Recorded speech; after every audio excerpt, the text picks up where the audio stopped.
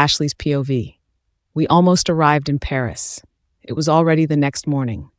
I must have fallen asleep all the way since we boarded Philip's private jet. I blinked my eyes open and saw Teddy sleeping next to Dave. We had told him to pretend that he was Dave's son. My son obediently listened to me, and never had he questioned why I had often asked him to pretend to be either Finley or Dave's son. It was as if he liked the idea of having a father figure from both Dave and Finley. Well, I did name both Dave and Finley as my son's next of kin anyways, in case something unfortunate was to happen to me. Teddy's godfathers were both amazing people. "Are you all right, honey?" I heard Philip ask me a question while holding my hand. I pulled my hand away and faked a smile. He was seated a little too close next to me. "I'm fine." "Philip, please don't call me that." I did not like him calling me honey, as it reminded me of Nikolai. I recalled the horrible incident of Nikolai punching Dave's face that had broken his jaw. Fortunately, I could heal Dave to his original state. I could not believe Nikolai lost control again. I thought after what he had done to Finley and Cindy was enough to make him regret of hurting them and me. He did it again and again. I hated seeing him in that angry state. It was not frightening to me. It was frustrating. Nikolai had asked me to focus on what I love when I lose control to the darkness, but he did not do the same when he lost control. Was I not what he loved? If it was not for Philip, who had brought a taser with him, I would have used my powers to stop Nikolai in a not-so-favorable way. I was so angry at him, so very much disappointed for his violence done on my friends. Was it because he thought Dave was Teddy's father? Is he that stupid not to see how gay Dave was? Unbelievable. I sighed and sat back on the comfortable chair while looking out at the window. "Are you thinking about Nikolai?" Philip asked while he poured me a glass of water. "Can you please not mention his name?" I then drank the glass of what seemed to be a sparkling water. He still remembered what I liked to drink. Philip even got the stewardess to set the table for my simple but delicious-looking breakfast. I looked at him and smiled weakly. Why must he be so sweet to me? It was just like old times when Philip had always given me his full attention and love to me. He had always made me feel I was the most important person seated next to him. That made me a little sad. I should be loving him. I should return to him. It was what my family would have wanted. Definitely what his parents would have wanted. I had wanted that too in the past, but my heart was no longer his. No doubt I was furious with Nikolai, but he remained the one that could make my heart skip a beat. My feelings for Nikolai were still there, lingering in my heart. I don't have much to do today. I had moved my meeting with my business partners to tomorrow. If you don't mind, I would like to accompany you to submit your designs. Philip helped me place a napkin on my lap and pressed a button to adjust my seat. He was still that same Philip I once fell in love with, so attentive to my needs. "Why are you looking at me like that?" Philip asked and tasted the food first before I did. He had always in the past do that to ensure I was eating the best and most delicious food served by the chef. I laughed softly with teary eyes. It was as if we were back in the past when we were still a couple. "What's so funny, little bunny?" He winked at me and nodded with an approval that the food was good to eat. "Philip, why are you so nice to me, after what I did to you?" I took a moment to calm my nerves, not wanting to cry like a baby. It had been such a stressful week for me. "Hey, don't worry. I'm here by your side, no matter what. I meant what I said to you before, Ashley. I don't care how far your relationship is with Nikolai. I'll be here waiting for you if you found a way to forgive me and give me a chance." He held my hand and whispered his words that made me sniffle my tears. "I already did forgive you, Philip." I wiped my tears with my fingers and looked away. "But things have changed now. I don't. I need to focus on my work now. I don't want to think about relationships right now." He nodded and surprised me with a light kiss on my cheek. "I'll wait for you, Ashley, no matter how long you need it." Oh, why must it be so difficult for me with both Nikolai and Philip wanting me? I did not know who to choose. For a moment, I thought I loved them both, but I guessed it was in a different way. We then arrived in Paris. Philip had prepared a luxurious room for all of us to stay in a hotel near the location where we needed to submit our designs. He had even prepared us a car with a chauffeur to drive us around. As a favor to get both Finley and Dave to like him, Philip had arranged for a tutor to help Teddy catch up on his lessons from school. We had lied to Philip saying Teddy was a werewolf. What other choice did I have? If he knew Teddy was my son, Philip would inform my family and all hell would break loose. Just like Nikolai, Philip had given me a credit card to spend on anything I wanted to continue my work on my designs for the competition. I had refused that generous offer, but that shameless assistant of mine, Cindy, had taken it from Philip. After submitting our designs, Cindy and I had spent several days to work on fulfilling our major client's request for the charity ball. Queen Flora, Philip's mother, even came to Paris to meet me to discuss. She was indeed happy that I had accepted the job. Days became weeks, and I did not even realize that Nikolai had stopped calling me or sent me text messages. I wondered what had happened to him. Did he want to end our relationship? I was expecting him to come to Paris and woo me back in his arms. Well, that did not happen. How disappointing. I was hoping too much. I was not feeling well for a few days. It could be due to stress for the demanding jobs I was getting from several new clients. We were working in Paris at a place Queen Flora had allowed us to use as our temporary office. She was so delightful to have around and even helped us giving ideas. Due to my deteriorating health condition, I then decided to go to the nearest hospital to get my health checked. I was a witch. I could heal myself, but what I was feeling was particularly strange. No magic could ease the pain. While waiting for the results of my health check at the hospital, I saw a group of men guarding a room that was said where a very important patient was recovering from paralysis. A well-known son of a werewolf, I heard. It was then I realized after asking around that the patient's father was Antonio, Nikolai's enemy. At that moment, the memory of the freak incident I had caused on Antonio's son came to light. What I had forgotten during the blackout came rushing in. With that in mind, I then vomited in the nearest bin, author's POV. Ashley felt dizzy and sat down on the nearest bench where she had a view of the exclusive hospital suite room. It was where Antonio's son was said to be in critical condition. She looked around and saw several nurses walking in and out from the room with a face of sadness and disappointment. Thinking it was all her fault that had put Antonio's son in a critical condition, Ashley was in tears of guilt. Oh, what have I done? She whispered to herself and wiped the tears that had wet her cheeks. Wondering what was happening inside the room, Ashley wanted to take a peek, but it was not easy to do so when there were two largely built bodyguards guarding the door to that room. "Excuse me? I'm a friend of the patient. Can I visit him?" She was trying her luck to get in without using her abilities. Due to her health condition, it seemed her abilities was not working as well as how she wanted it to be. Her mind was also clouded with questions and disappointment on what had happened between her and Nikolai for the past few days. Nikolai had ignored her. He did not even come looking for her since they last met at the airport in Ambrose City. "You are a friend of Antonio Jr.? Never seen you before." One of the bodyguards at the door spoke in thick French accent. Was Antonio French? She thought he would be Italian. "We only allow close friend and family to enter. And of course, witch doctors." The other bodyguard, who happened to be a female, said to Ashley and moved to her side to guard the door, not allowing anyone to enter. They were even showing their wolf fangs at Ashley as a sign of warning.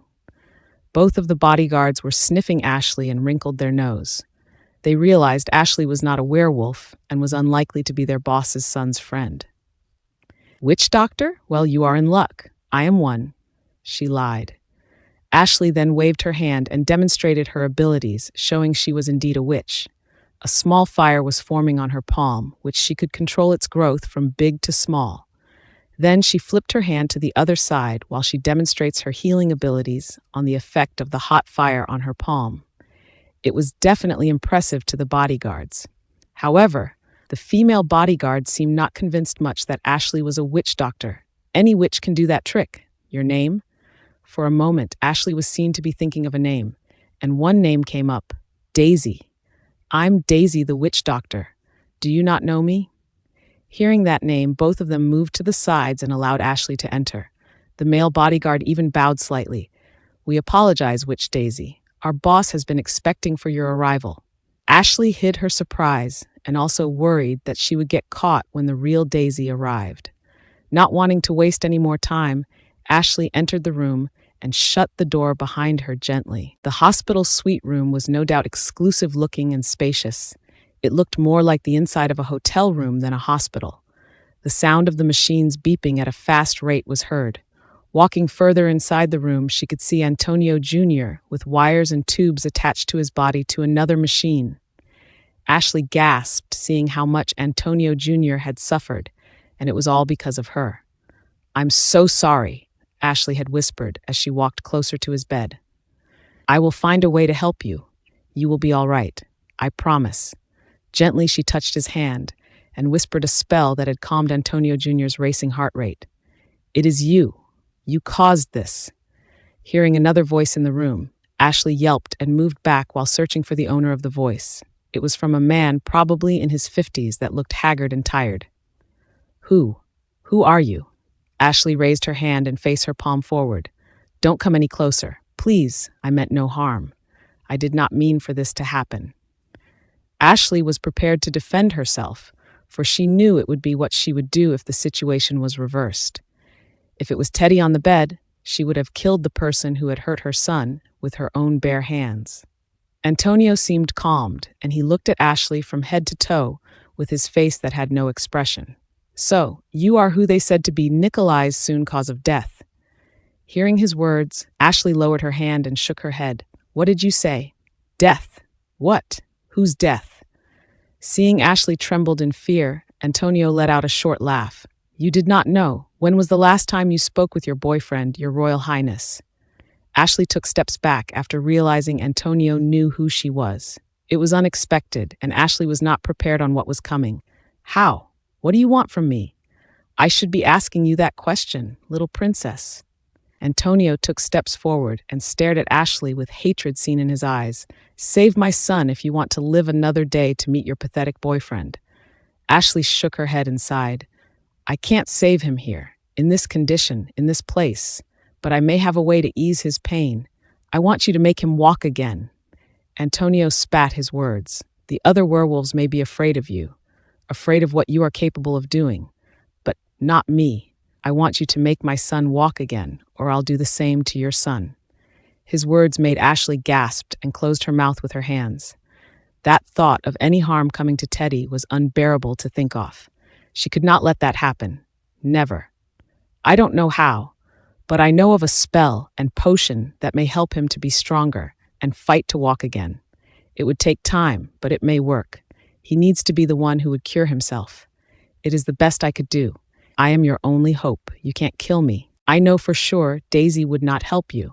Ashley wanted to continue defending herself to save her life from the angry-looking Antonio. But then a message come into her phone. She took a moment to read the message sent by the doctor, who was a family friend. Reading health report, she had suspected to be the cause of the illness being confirmed. Then she was in tears. "Now why are you crying, princess? I asked you to cure my son, not to share your problems with me." Antonio sighed and shook his head, looking at Ashley, who was then seen smiling. "I'm pregnant." And it was then Antonio being the first person Ashley had shared the happy news with. "Nikolai's child?"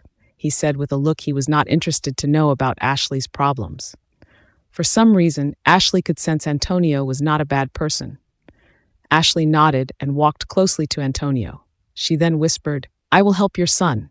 In return, I want you to help me find Nikolai. Is he all right? Where is he? Please, let me save him." Antonio sighed and nodded. He felt a little pity looking at Ashley, who looked thin and not well. He is fighting a war among werewolves. He is losing that war. I don't know how much longer that he was able to defend his wolf pack. I heard his wolf was getting weaker. You need to hurry and fix my son, or you won't be in time to see Nikolai. Author's POV. Ashley had spent 3 days to find a cure for Antonio Jr. She went shop to shop to get the ingredients in making a potion to give strength to Antonio's son. In desperate needs, Ashley had to contact Lorraine Winters, her godmother, for guidance. Of course, Ashley could already guess that Lorraine had known she would have called for help. To her surprise, Lorraine never mentioned about Ashley's pregnancy. She wondered if Lorraine knew about it and pretended not to know. Despite her own health condition from her pregnancy, Ashley had endured the pain and focused on trying to find a way to help. In return, she hoped Antonio would fulfill his end of the deal to help her find Nikolai. Antonio was by her side most of the time and had listened to her every demand to getting specific ingredients in creating a strong potion. The spell was a difficult one to complete. No matter what it had cost, Antonio obeyed her, no questions asked. An ancient spell was used that Ashley believed could save his son's life, but it would come with a cost, her blood, and it was making her one step closer to reach her darkness. Time was moving fast, and both were seen not getting enough rest, tired and weak. Ashley had to even lie to Cindy that she was meeting a potential client that wanted her to design clothes for a prestigious event. Teddy, too, was told the same. Fortunately, Finley was there in Paris to take care of Teddy. Ashley would not be able to complete her tasks while taking care of her son. She missed him dearly, too. Philip insisted to take her to the meeting venue, but Ashley had warned him not to interfere with her business dealings. Like how it was in the past, Philip had always obeyed her demands. There were moments when Ashley thought her love for Philip had grown a little each day. They even shared an awkward kiss, which she then told him it was a mistake and would not happen again. But it did. Philip was not going to give up on Ashley, and she knew that. Her heart was only for Nikolai. It was getting more difficult to let another man concur it. She missed him dearly and wanted so much to see the father of her child again. In her mind, she regretted not telling Nikolai the truth. What if he dies not knowing Teddy was his son? Guilt was forming in her head. Her calls to Nikolai were not answered. It seemed he was out of reach to be contacted. It made Ashley worried on whether he was hurt during the War of the Werewolves. From what she heard from Antonio, Nikolai was outnumbered as the Regalia's wolf pack had turned some of Nikolai's allies to their side. It was a war that many had thought Nikolai would have lost weeks ago. But he proved to everyone that he was strong by surviving the attack longer than expected.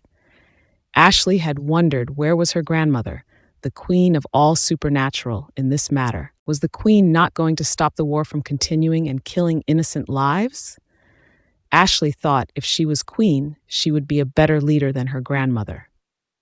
Which side are you on, Tony? After a few days, Ashley and Antonio were getting comfortable with each other's presence.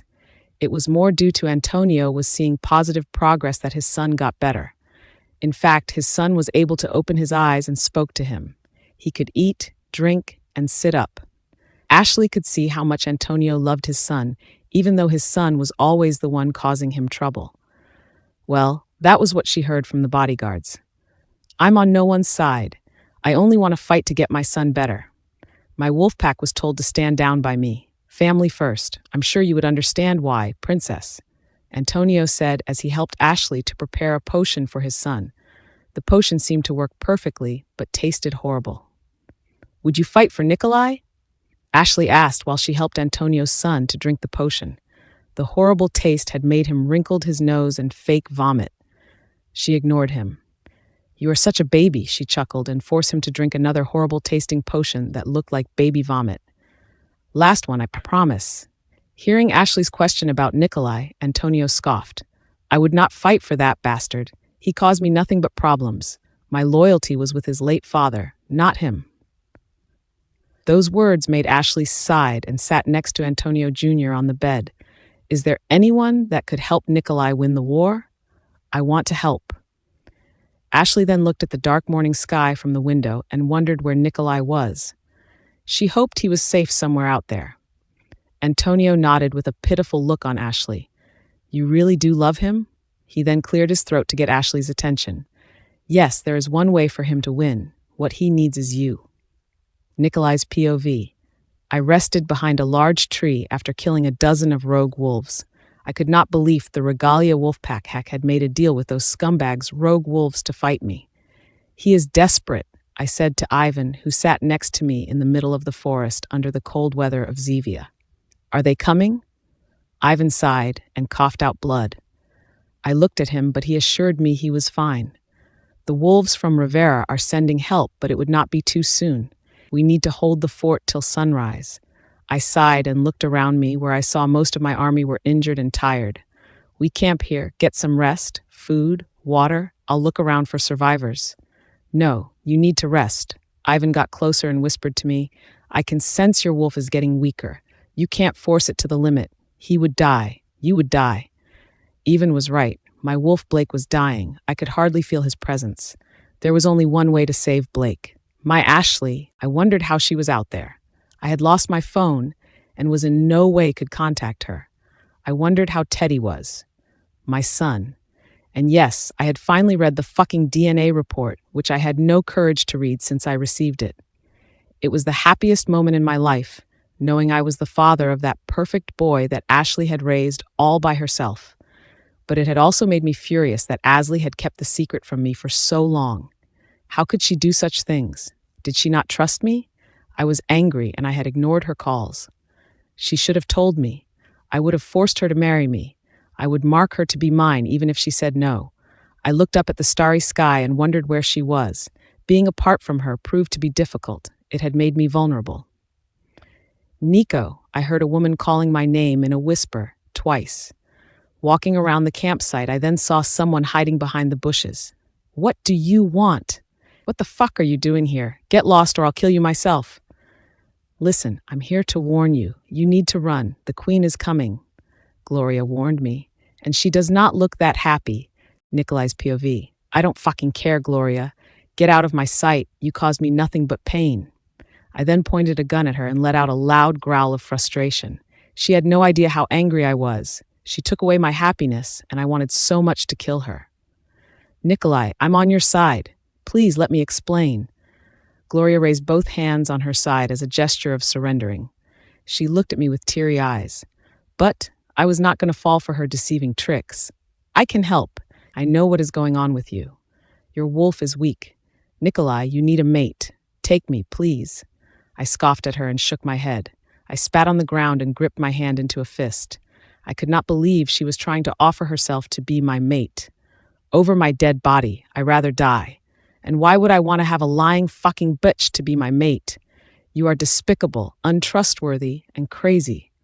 I then pointed the gun and placed it hard on her forehead. Last chance or I'll blow your brains out. Get lost. Nico, please don't. She mumbled her words in tears. I was not moved at all with her sad face or fake tears. I was sure she was lying. I should have never trusted her. Nikolai, I love you. I always do. I would do anything for you. I would change for you. Love? You know nothing about love. You think I don't know you were spying on me for the regalia? Your family will always be my enemy, you crazy bitch. You think I would not find out about your deal with your father for them to accept you back in the pack? By manipulating me? I then shouted at her, with all the anger I had built up in my chest. Get out of my sight, Gloria. You ruined my life. You took away Ashley from me. You think I would not find out why? I know you planned all of this. So get lost.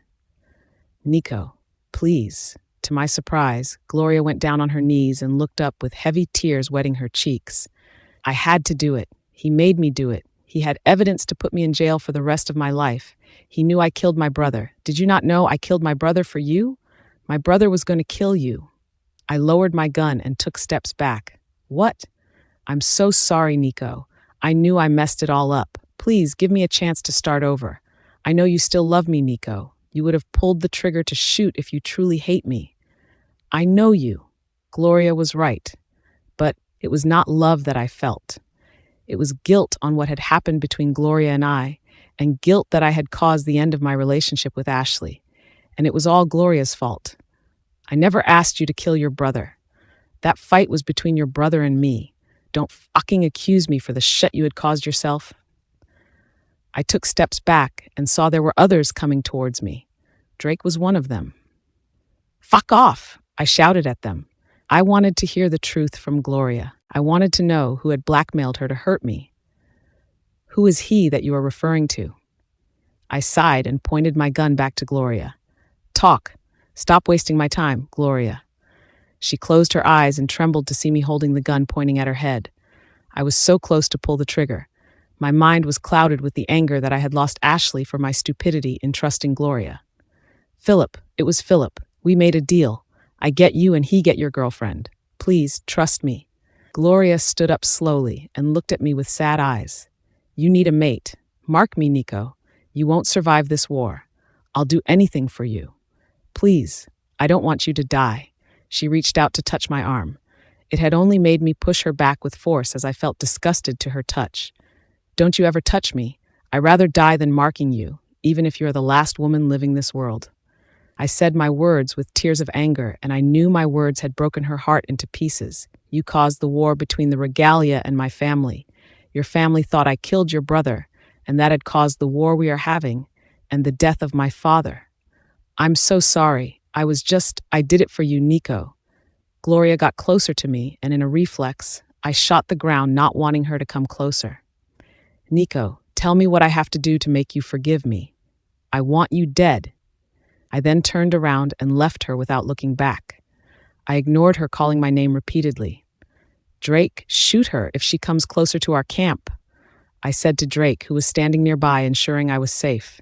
I knew he heard everything, and I knew he was giving me that look of not agreeing on my decision.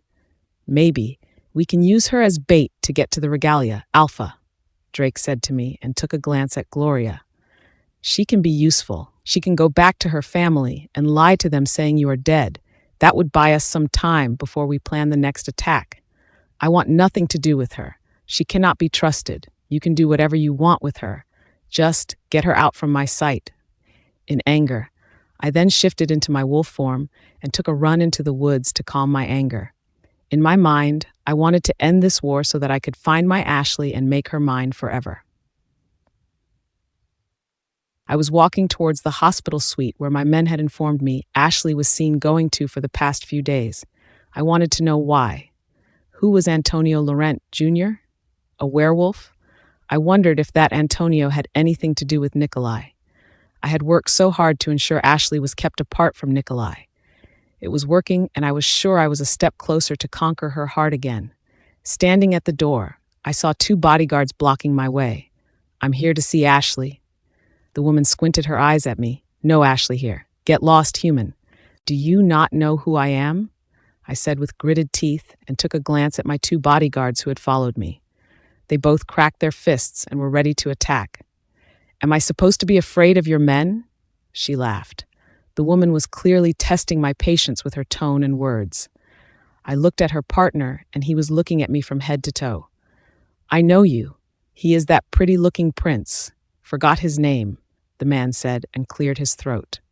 You are not welcome here. Only family and friends of Antonio Laurent are allowed to enter. Firstly, they were both rude. Secondly, how could they not know me? Let me in or you will suffer, I said with gritted teeth and showed them a glimpse of the gun I had kept inside my blazer. Then the woman laughed again, even louder. You want to shoot us, pretty boy? You can try, but after I bite you. Philip? I turned around and saw Ashley walking towards the room while carrying a bag of what I thought should be some food. Ashley came just in time before a fight would happen between me and that rude and freakishly tall bodyguard of Antonio Laurent. I would deal with her later. Ashley, where were you? I walked towards her and pulled her gently for an embrace. I was so worried about you. You did not answer my calls. Philip, I'm fine. I'm here to help a friend. I could sense she was hiding something, and I was going to find out. But first, I needed to tell her about a news I just heard from a friend of mine who lived in Zevia. Ashley, I have something to tell you. Nikolai is dead. She froze and dropped the bag of food she was holding. Then she fainted in my arms. Author's PO. In the thick woods of Zevia, the sound of growling and howling of the werewolves were heard as they were sending signals of attack to commence a war between wolf packs. It was a scene of red coming from the blood spurted from wailing men and women. The once lush green grass was covered in molten red blood mixed with thick snow of winter. The cold weather did not bother them at all. Under the darkness of the early morning, they could not see but could hear threats coming from all angles as they fought for survival. It was a war that took years of failed negotiations and despair, a war that could be avoided, but greed and arrogance had clouded their mind, a war that they all knew was coming, for one would sit on the throne as king of all werewolves. Attack! The leader of the Regalia wolf pack jumped from the hill as he shifted into his wolf form and landed on the ground. Nikolai! He shouted Nikolai's name several times, not believing the news of his enemy's death. It was just not for the throne that he craved. It was for justice for what he thought Nikolai had done to his family. A spray of blood squirted his face as he clawed through a body of a strong female wolf coming towards him. There was no mercy. His mind was focused on ending Nikolai's life and see his dead body right in front of him. Gerald Regalia, we meet again. The voice was heard speaking in the wolf language. The two powerful alpha were facing each other, both showing their fangs with blood covering its sharpest points. They growled and grunted, sending signal to the rest that the alpha were ready to fight to their death. This ends today. You will die. Gerald stared at Nikolai, feeling hate at every single part of Nikolai he was seeing. Fight to death. Challenge accepted, Nikolai said before he let out a loud howl, sending signal to his wolf pack to keep fighting till the end. And Ivan would be their leader if Nikolai met death. Gerald took the first move and jumped on Nikolai. He was almost the same size as Nikolai, older and with more experience. One brown and the other black in color. Both feared for their reputation of giving no mercy to those not kneeling to their commands. Avoiding Gerald, Nikolai moved to bite his neck and threw Gerald back to a large tree. Without wasting any more time waiting for Gerald to get up, Nikolai charged forward at Gerald with his head and body. They then wrestled on the ground, each trying to bite each other until one would bleed to death. While the two fought endlessly, the sound of the wind was heard. Something was moving fast and disappeared. It was followed by the sound of bodies falling onto the ground.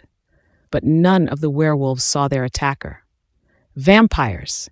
Ivan shouted to alert his army to stand on guard in fighting both werewolves and vampires, coming from families that Nikolai had caused a rift with. Although Nikolai had an advantage in numbers, but his army were not in the position or had the strength to defeat the vampires from the House of Mortez. Female blood-sucking breeds that were known to have no loyalty to their own leader of vampires. The House of Mortez had served the Regalia wolf pack for one reason: money. On guard, formation. Drake's voice was heard to lead the attack at the Wolfguard wolf pack first line of defense. Drake was known to be one being the strategist of war. He was fearless and not at all intimidated with the force that was coming to him. Fire! Shots of cannon were heard blazing the air as Drake ordered the attack of bullet to the vampires that had contained substance of material to slow down the vampires. It would make them temporarily weak. Enough time for Nikolai's army to move forward and eliminate the Mortez breed. Nikolai! Gloria arrived at the scene and jumped on her own brother, Gerard. She needed to stop her brother from biting Nikolai to his death. Nikolai was covered in blood. At that moment, she realized Nikolai's wolf was no longer the one they called the spawn of evil, being once the strongest wolf alive. The Dark Alpha was losing his strength, and Gloria realized she would lose Nikolai, all caused by her selfishness and arrogance. Tears fell, and a hint of guilt was forming in her heart. Nico, stay alive! What are you doing here, Gloria? Are you crazy? Are you on Nikolai's side after what he did to you? Gerard spat his words and got closer to his long-lost sister. You will never be accepted back if your loyalty lies to the man that killed our brother. Gerard, I killed him. I killed Gregory. Gloria's confession made her brother froze in disbelief. He shook his head and turned his focus on Nikolai. I don't believe you, Gloria. I will end Nikolai tonight and no one can stop me. Gerard then let out a loud howl, sending signals that he was making his move to kill Nikolai. Then, in the heat of the moment, the sound of a horn was heard blazing in the air, a distinct sound of the House of Regis. It was an indication that the Queen of Averna had arrived. She is here. Formation. Do not let her break the defense. A female werewolf from Regalia Wolfpack shouted and took step back to join her friends to block the entrance of the fight scene. The queen marched forward on foot and was dressed in her royal combat attire, fearless. On her head was the crown made of gold, fastening her thick, lush, and long red hair, blazing the dark night. Lumen, she raised her hand, and with magic, the dark morning was lit with the light that shone from above. Her army of witches and wizards were ready to fight, A large majority were human army, with one had carried the flag of justice. A general was in sight, being one who was fearless and not at all intimidated by beings with abilities he did not possess. The humans' army of 1,000 men were in formation. Their eyes opened wide under the helmet they wore, watching over the gory scene of deaths facing them. The sound of the breaking of every bone in werewolves' bodies during their transformation made the humans felt a sense of pain the werewolves were feeling. The rapid growth of hair followed by their claws were not pleasing to their eyes. The werewolves fully shifted and faced the human army twice their size and numbers. It did not bother Nikolai and Gerard at all, as they continued fighting to win the seat made for the king. The human army took steps back and moved in formation in getting ready on what was coming towards them. They were trained physically and mentally to face their worst fears of supernatural being. More in numbers and well-equipped with the latest technology of modern weapons. The odds of winning were more for the humans than any other supernatural beings, as they were led by a powerful witch queen, Anastasia Tatiana Bellarosa Regis, who was known to be the most powerful witch living in that era. "This war is over. I command you to stop or suffer the consequences," the queen shouted and raised her hand ready to strike, but it was too late for her. For one of the alphas was seen lifeless as he was thrown in the air, falling deep down off from the cliff. "Nikolai!" A voice was heard which caught the queen's attention. It was then she knew the beginning of the end had just started. Philip's POV. About a week had passed since I last broke the news to Ashley about Nikolai's death. I was at first felt relieved that he was no longer the one that would take her away from me. The threat was finally gone. But I might be wrong about it. I might be wrong about everything that I have done to her. Ashley was devastated. She had no will to live. It broke my heart to see in that state of mind. Oh, what have I done? I sat next to her hospital bed and caressed her hand gently. "Ashley, would you like something to eat?" Like how she was in the past few days, she did not answer. It was as if she had lost her soul, and all I could see was her frail body not fighting much to live. She was looking at the window on her side with her eyes dried of tears. I caressed her cheeks and planted a brief kiss on her forehead. "Ashley, honey, you need to eat something. At least do it for your baby." I guessed life was punishing me on what I had done to separate her with Nikolai. Was it a message from the universe given to me that she could no longer be mine? I found out about her pregnancy from her family doctor who had examined her state of health. She did not have to tell me who the father was. It was pretty obvious it was Nikolai's baby that she was carrying. That news was indeed a blow to my ego. I thought I had won, but it turned out that no matter what I did, Nikolai was always one step ahead. And the matter of that boy named Teddy Winters was clouding my mind. Dave Winters was said to be gay, and the one record of adoption of Teddy Winters by Finley Regalia was forged. So was the record of Ashley carrying a son of a Winters family. What was going on? What was she hiding? Then it crossed my mind that the boy could have been Nikolai's son too. It was no rocket science. The boy was an exact copy of Nikolai's face, except for his eyes. Those eyes were definitely of Ashley. It was not easy to trace any information about Theodore Winters. It was as if Ashley did not want anyone to find out about the boy. Did she not want Nikolai to find out about Teddy? What was bothering my mind was his age. His true age that I came to know from my private investigator. Did Ashley slept with Nikolai right after she ran away from our supposed-to-be wedding day 5 years ago? How did she first meet Nikolai? How did it all happen? I had so many questions, and it was frustrating to know that she would not talk to me. Her lifeless eyes moved to look into mine, and for a moment we stared into each other. Then she asked me with her croaked voice, "How? How did you know?" I sighed and faked a smile. I would be lying if I said it was not difficult for me to face the hard truth. It was killing me slowly. Is it Nikolai's baby? It was then I saw more tears from her ever so sad-looking eyes. Using my fingers, I wiped them and I rested my forehead on hers. "Please, my love, don't cry." "Philip, I'm so sorry," she whispered her words breathlessly and sniffled her tears. Her hands held mine tightly as if her life depended on it. "I'm so sorry. Honey, everything is going to be all right. We will get through this. Together. I'm going to take care of you, no matter who is the father of your baby. I kissed her hands and linked my fingers with hers. I never stop loving you, Ashley. Please, fight to survive. Philip, you deserve better. She wanted to pull her hand away from mine, but I held it close to my heart and shook my head.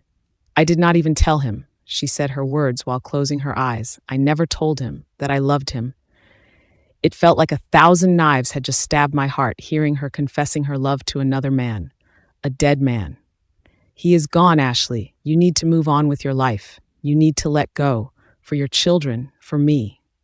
She blinked her eyes open on what I thought of her being surprised that I knew about Teddy to be her son. How? Let's not talk about how. Let's talk about what's next, about us.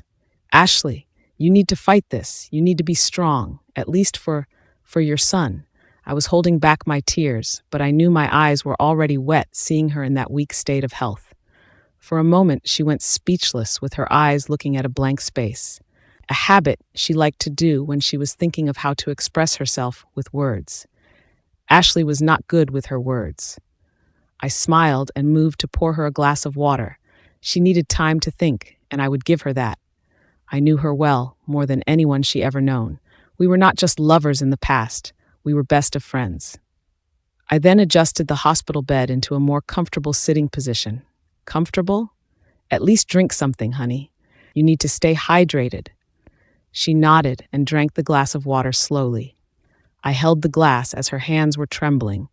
It was heartbreaking to see my once strong and confident Ashley had turned quite the opposite. I hoped she would get better, and I would devote my life to help her get back to her usual state. Philip, I tried. She was avoiding her eyes to look at me. I sensed something bad was coming. There was something she wanted to say to me which I knew would hurt me, and most likely even herself. I thought I could let go of Nikolai. I thought I could go back to how my life was before I left. She sniffled a tear and pouted her lips.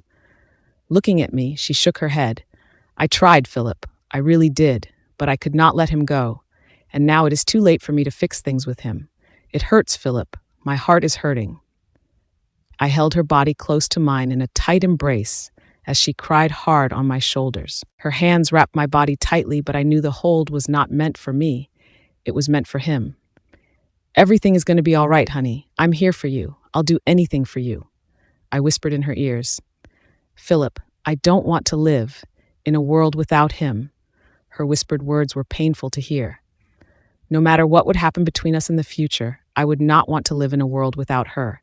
She was the world to me, my love, my life. There was a knock at the door to the room. I had ignored it, but the knock came again with some urgency. I sighed and moved to peck Ashley's dry lips. Maybe it is important. She nodded and sat back with her eyes looking out from the window. What is it? I told you do not disturb us. No visitors, I said to my bodyguard with gritted teeth. The doctor is here, Your Royal Highness. Routine check. My newly hired female bodyguard answered with a smile. They would all smile at me as if I would be interested in them. I moved to the side, allowing the doctor to come in with 2 of her nurses. The nurses were whispering and giggled after looking at me. I ignored them and waited outside to get some coffee. I was not going to be long. I did not want to lose sight of Ashley. Ashley's POV. I did not know what to say to Philip. It was not easy for me to let go of Nikolai. For some reason, I felt like he was still alive, out there somewhere, waiting for me. The news of his death came to me so sudden, it was like a dream, and my mind was still trying to register that Nikolai was not longer there for me. I wished I could see him again and tell him the truth. He needed to know Teddy was his and we were going to have another baby. And I loved him since I first laid eyes on him. I knew that now. The doctor came close to me after she checked my body and vital signs. Then, she whispered to only let me hear her words. I can't be long here, but I have a message from Antonio Laurent. He said Nikolai Wolfgard is still alive and Mr. Laurent knows where he is. I turned to look at the doctor with my eyes wide open. What? Author's POV. It was a dark night, getting colder each minute they stayed.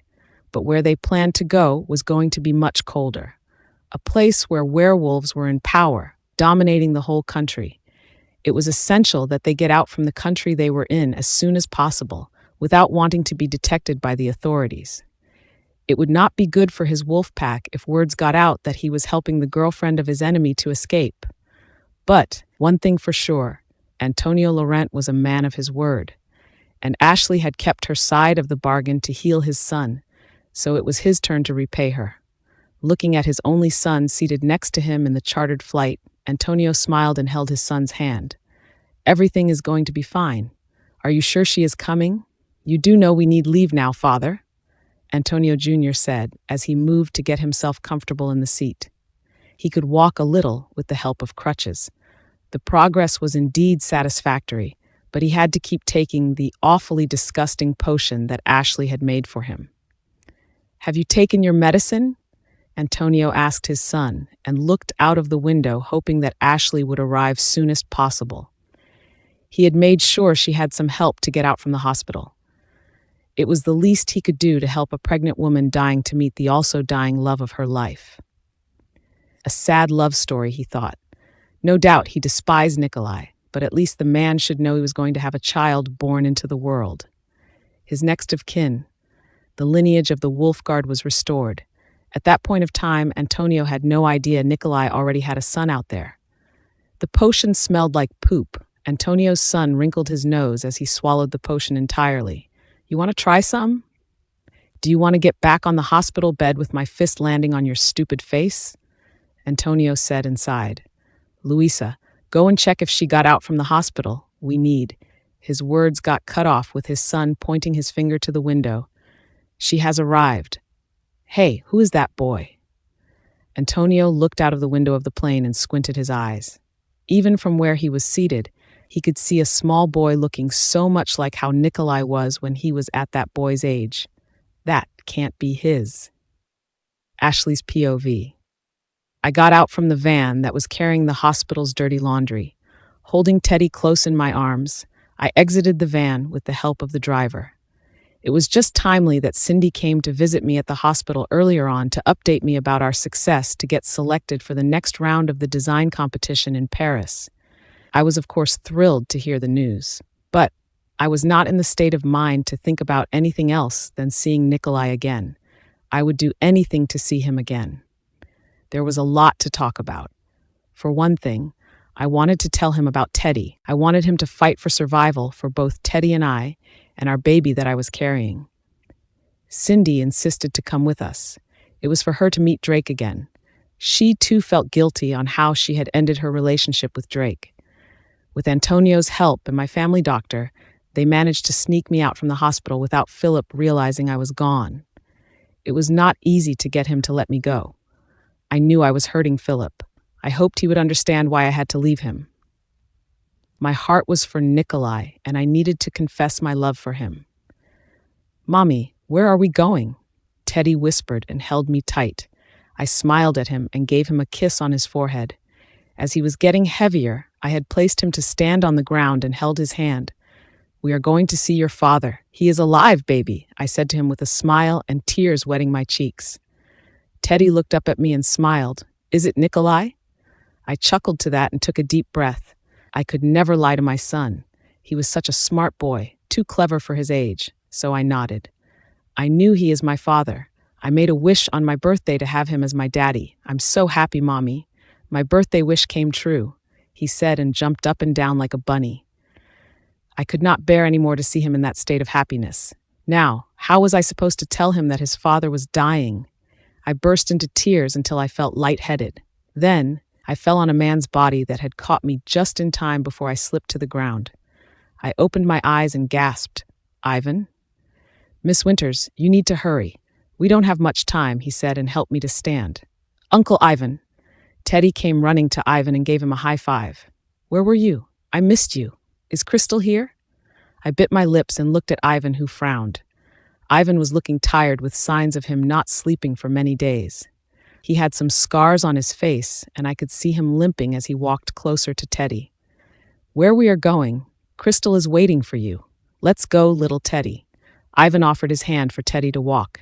He then gestured for me to walk ahead, where he followed behind. I could hear Cindy asked Ivan about Drake. It seemed not good news that she received. I could see her hiding her tears and walked with her head down. Oh, I hoped very much Drake was still alive. Antonio greeted me at the entrance of the plane and guided me to my seat. His son smiled at me and held his glass of potion up towards me. Want some of this shitty potion, Your Royal Highness? I smiled at him and sat next to him with Teddy by my side. I hope you are taking those potions as instructed. Nothing more, nothing less. You are looking much better, Antonio Jr. Is that your son, Princess? Antonio asked and looked at Teddy as if he was studying him. He looks like someone we know. I did not want to engage in that sort of conversation and ignored Antonio while I prepared Teddy to sit by my side. Of course, Teddy was a copy of Nikolai. It was just Nikolai who was blind to not see that Teddy was his son. Ivan was seen talking with Antonio in French. They were in a serious conversation, more like a negotiation. I did not know you are friends with Ivan, Antonio.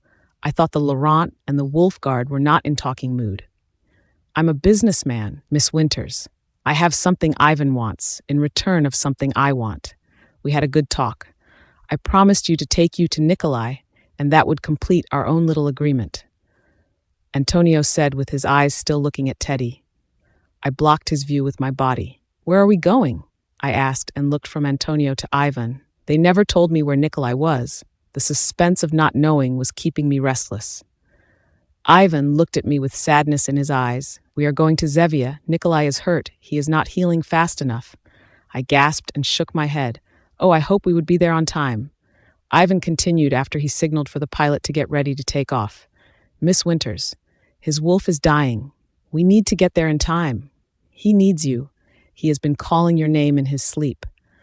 I'm coming for you, Nikolai. Please stay strong, my love, I said to myself and whispered a spell for strength and protection. Author's POV. The Queen had ordered both sides of the werewolves pack to stand down and end the war that was going on for many days. Most wolf packs had kneeled to her and submit to her command, but there were some who disobeyed her words and continued hunting for Nikolai. Those were the ones from Regalia and Purple Mountain Wolf Pack. Each had their own purpose in wanting Nikolai to face death. He was nowhere to be found since the fall down the cliff. The war had nevertheless continued after that fall, which then causing hundreds of werewolves' death, all for the reason that the Queen could have avoided, but she had chosen not to. Perhaps she was wrong. The Queen had named Devon Knight as the interim king of werewolves after the death of Vlad Wolfgard, Nikolai's late father. Devon did not last long. Death came to him in a most horrific manner. He was murdered. Since then, the Queen had not found his replacement. She did not see any with the potential to lead the many wolf packs that had existed in the world. Nikolai Wolfgard was one name that came to mind, but the Queen was not convinced that he could lead with fairness and with compassion. Nikolai was called the Dark Alpha who ends his enemy's life without mercy, something that the Queen did not want as the leader of all werewolves. Looking at the point where Nikolai had fallen, the Queen sighed. From how she saw it happen, the Queen knew Nikolai was not going to make it out alive, especially in the state of losing his wolf. Her mind wandered into thinking how her granddaughter would react once she knew Nikolai was somewhere out there, drawing his last breath. She thought perhaps Ashley already found out. We need to find Nikolai. Send our men to scout the tracks down there. This war is not over, the Queen instructed her general, who then bowed to her before he proceeds with his plans. In her mind, she hoped Nikolai would hang on to his life a little longer. He needed to survive to stop the prophecy from happening, a prophecy of unleashing evil on earth that would destroy the minds of the living. It was what the witches and wizards had been trying to avoid for a very long time. Ashley's birth had changed what was once a peaceful world. Her existence had distorted balance, and that was why her family had to do what it takes to keep her powers locked. It was so unfortunate that her life had to be a controlled one. No freedom, no real love, but it proved to be more difficult than what they had expected. The Queen never expected that the demon Eric DeVille would find a way to connect with Ashley.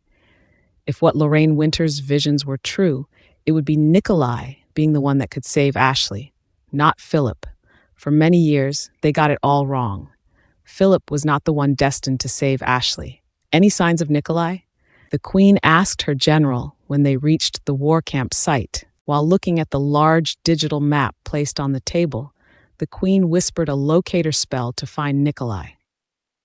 The army of the queen had set up tents surrounding the entrance of the dark woods of Zevia in efforts to not allow anyone to go in or exit the place. Even after a week, the war was still going on and it was getting out of control. Gerald Regalia was out there for his revenge, not caring it was a violation of the peace treaty signed by the leaders of the supernatural beings. His only threat to sit on the throne of king of all werewolves was Nikolai. Since the death of the previous king of the werewolves, the queen had to handle the civil wars that was going on between Wolfpack. It was getting out of control, and she needed to end it fast before more death coming, particularly when her granddaughter was carrying the child of Nikolai. She faced the general with concerns. Have you found Gerald Regalia and Patrick Vale? Need you to track their whereabouts. We need Nikolai alive. The news that came to her ears about Ashley being pregnant was shocking to her. It was definitely not Philip's child. The queen's guess was the baby being Nikolai's child. It seemed he may have received some help from a witch or a wizard. We have searched the whole area and there was no sign of him anywhere down there. Who would have such powers to cover his tracks, as if Nikolai was never there? The general said to the queen as he studied the map and marked places that Nikolai could be hiding. The queen chuckled and knew one witch that was powerful enough to do such thing. It was none other than Lorraine Winters. She wondered why Lorraine had decided to interfere with destiny. I could barely open my eyes. My body was failing me. My wolf Blake was no longer responding to my calls. It was a painful way for a werewolf to face its death by losing his wolf. A slow and painful death that would make the victim hoping he could end his own life soon. I was not sure how long I had till I would draw my last breath. All the while, my mind was thinking about Ashley. I regretted on how I had ended things with her. I should not have left her without explaining how sorry I was for hurting her friends. Ashley, I whispered her name as my mind was drifted into dream, a dream of the wonderful time when she was mine. It was for a short period of time with love and excitement. My mind drifted to see an image of Teddy, my son. I smiled as I recalled those times when I would sing to get him to sleep, how I wished I had found out earlier that he was my son. I would have spent more time to cherish those beautiful moments when we were once a family. Nico, can you hear me? I heard a familiar female voice. I blinked my eyes open slowly and saw a blurred image of a woman. Ashley? I whispered her name and coughed out loudly that had hurt my chest. I was not healing fast enough and I could feel my body hurting all over. Bones were broken and my skin was wounded with the smell of blood covering my senses. Honey, is that you? No, it's me, Gloria. Nico, you need to fight this. You need to be strong. Please, don't give up. Gloria was saying many things which I did not quite understand. She was crying as she held my hand. I pulled my hand away and shook my head. Get out. I don't want you here. I was too weak to shout at her or pushed her back. The sight of her was repulsive to me. I could not believe she lied to me all these years. She was the cause of the destruction of my life. She killed her own brother, who everyone thought I killed. I'm sorry, Nico. Please tell me how I can help you to ease your pain, she said as she helped to change some of the bloodied towel with fresh ones. Nico, you got it all wrong. Greg and I, we were only together after you sent me that letter. I was devastated. I was then at my lowest point when I lost the baby. Our baby. Greg was there. Greg was your brother, Gloria. How could you do such thing? I spat my words and pushed her hand away that was touching my body to rub some substance on my wound. He was adopted. Not really my brother? Gloria sighed and shook her head. I wanted to look for you, but it was then I heard you had moved on fucking other women. It broke my heart to know you moved on so fast and left me alone pregnant with your daughter. I would be lying if that did not hurt me. Daughter? She nodded and wiped the tears on her cheeks. But I lost her, and Greg was there by my side. Always. He was angry at you, especially after I ended my relationship with him because of you. I could not love him as how he wanted me to. Why did you kill him? He was good to you. I then coughed loudly with blood on my hands. Gloria poured me a glass of water, which I drank a little before I spat them out as it tasted sour. What was that? A potion. Lorraine Winters, the great witch, is here. If it was not for her, you would be caught by my brother Gerald. Gloria forced me to drink the sour-tasting potion. It had helped to soothe the urge for me to cough again. Greg lost it when I had broken up with him. He said it was your fault that I could not love him. He wanted to kill you. We had a fight, and it was an accident. I did not mean to do it. You need to trust me. Gloria bit her lips and looked at me with guilt. After I stabbed him, I went to look for you. That was then. I saw you kissing Pamela. You looked happy, and it was as if you never loved me. I sighed and closed my eyes. I did love her, but it was a very long time ago. The fake letter I thought I received from her had made me fought hard to forget her. I never loved Pamela. She was just someone my family wanted me to marry, to settle the dispute between my wolf pack with her family. That was all. I lied to my family. I said you killed Greg. I had planted evidence to show it was you, but the Queen did not believe you killed Greg. You had an alibi. Gloria whispered her words and looked at me, hoping I would understand her situation. You ruined my life, Gloria. If you seek forgiveness, then you would get none. My father died protecting my family's honor. I was accused of a murder I did not commit. You caused a war between my family and yours. I opened my eyes and saw her in heavy tears looking at me. It was a pitiful sight. I'm so sorry, she begged and held my hand tightly. I'll find a way to make it up to you. I will clear your name, I promise. It is too late. I'm dying. Please go. You have caused enough pain in my life, Gloria. I lost my mate because of you. My son out there would not see me confessing myself to be his father. Please stay away from Ashley. Don't hurt her, I said with sadness. The boy is yours? She whispered with trembling lips. I nodded and closed my eyes again. Then I heard her voice again. Nikolai? Was it my mind playing tricks, or was it my Ashley had finally found me, Ashley's POV? I hated the country, Zevia. It was just too cold for me, extremely cold during the winter.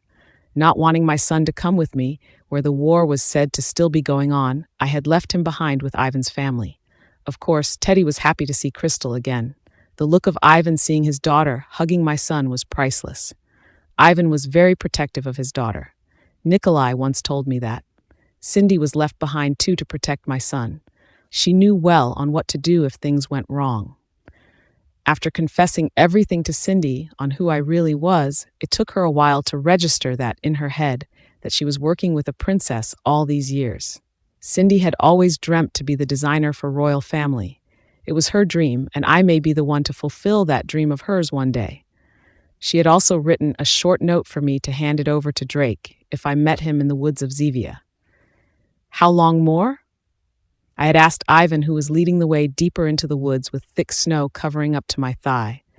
I had covered myself with layers of clothing until it was kind of difficult to walk. Using a spell, I had managed to keep myself a little warmer for comfort. There, Ivan whispered to me. My eyes followed where he had pointed to where I saw a little cabin hidden behind tall trees. There was also what looked like a cave behind it. Nikolai! I shouted, which then Ivan quickly closed my mouth with his hand. He shook his head and gestured for me to keep quiet. I nodded and closed my mouth even after he removed his hand. His enemies are looking for him. We need to be quiet. Do that thing you witches do in covering tracks.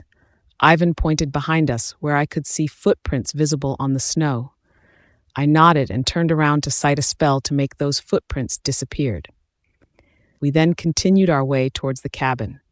I could not wait to see Nikolai. Ivan had told me about his state of health, which was deteriorating, and any moment now Nikolai could draw his last breath. My heart was racing with fear that I would be too late to see him. I would never forgive myself for that. As we got closer to the door, I saw that one woman who had ruined my happiness with Nikolai. You. What are you doing here? Ivan, what is going on?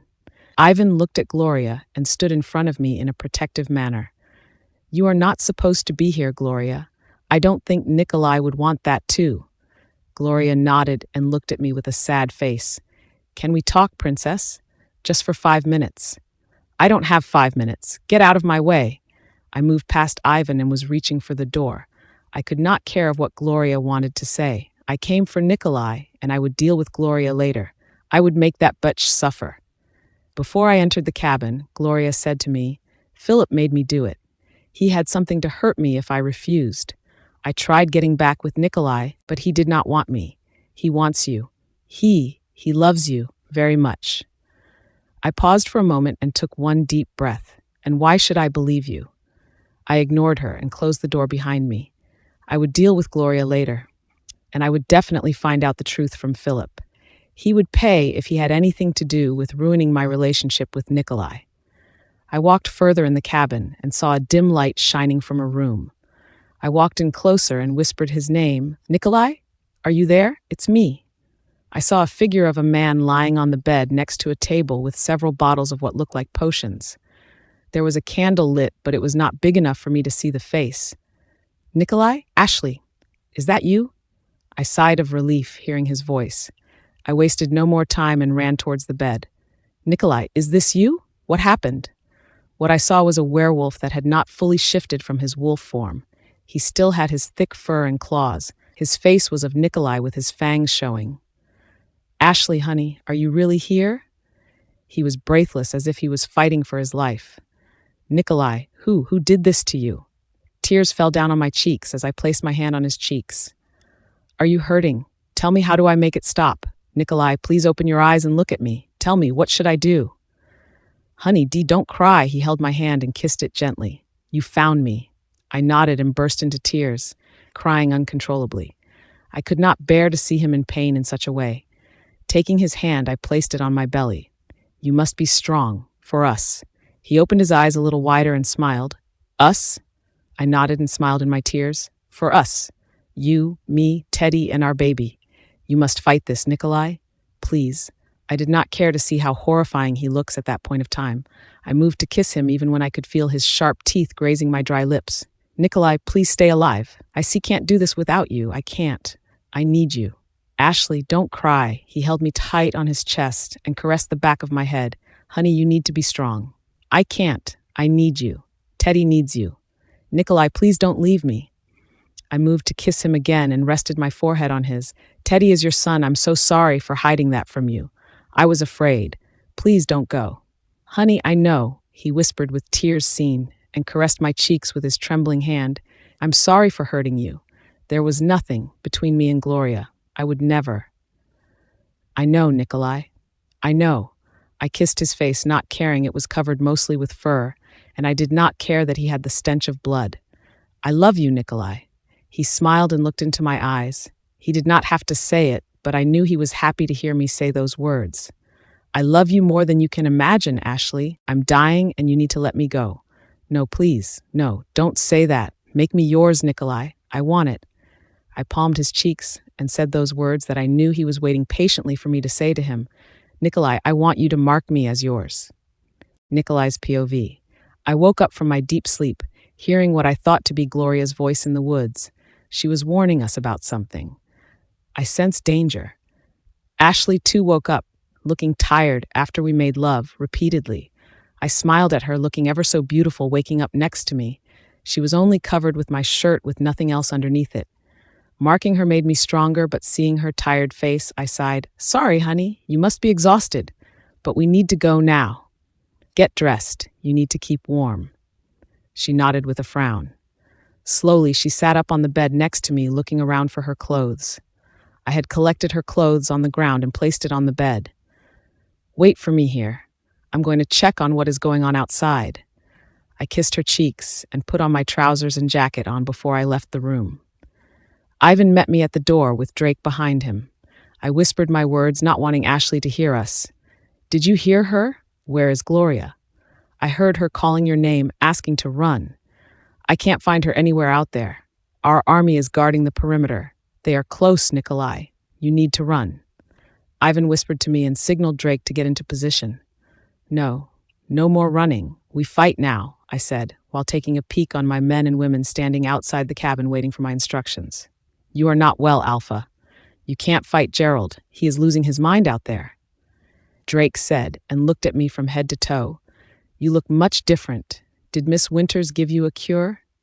I marked her. From now on, she is your Luna. She will be treated with respect and loyalty. I need you to take her far away for safety. I don't want her fighting this war. Guard her with your life, Drake. I wanted to continue, but could sense Ashley close by. I sighed and turned around, seeing her standing behind me with her arms folded on her chest. Eavesdropping again, honey. I'm not leaving you, Nikolai. I'm coming with you. We fight this together, Ashley said with determination and firmly. I shook my head and placed my hands on her shoulders. Honey, you are pregnant. You are tired and dehydrated. It is dangerous out there. This is not your war to fight. I lifted her chin and pecked her lips. Besides, if anything happens to me, Teddy needs one of his parents to be there for him. No, Nikolai, I won't leave you. I can fight. You need me. I can heal you out there. She begged and grabbed my shirt with both hands, not wanting to let me go. It broke my heart, seeing her in tears again. I caressed her cheeks and whispered, I love you, Ashley. Please, stay alive. I'm sorry, honey. I can't bear it to lose you again. I then pressed a nerve on her neck that made her fall on my arms. For a moment, I held her tightly in an embrace. I inhaled her sweet scent and kissed her head. Drake, prepare the truck, drive her away from here. Safely. All that matters to me was Ashley's safety while I was ready to face death again. Out in the woods, a witch was seen looking at a cave next to a cabin where she knew her goddaughter had given herself to the love of her life. She sighed and chanted a spell to lift up the wind surrounding the cabin's perimeter. It could keep the surrounding of the cabin undetected by the Regalia's wolf pack for a few minutes, perhaps an hour or so. It was enough time for her to think of a plan that could stop from what she feared from happening. While she stood there waiting for the right moment to make her move, she recalled the vision she had years ago when she carried Ashley in her arms. It was when Ashley was just a little baby.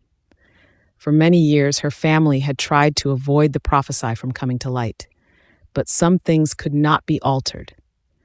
Fate found its way to set the course back on track. Sensing someone approaching her, she took a deep breath. Finally, you arrived. What took you so long, my queen? I was starting to feel bored waiting for you. What are you doing here, Lorraine Winters? And why are you not helping us stop this war?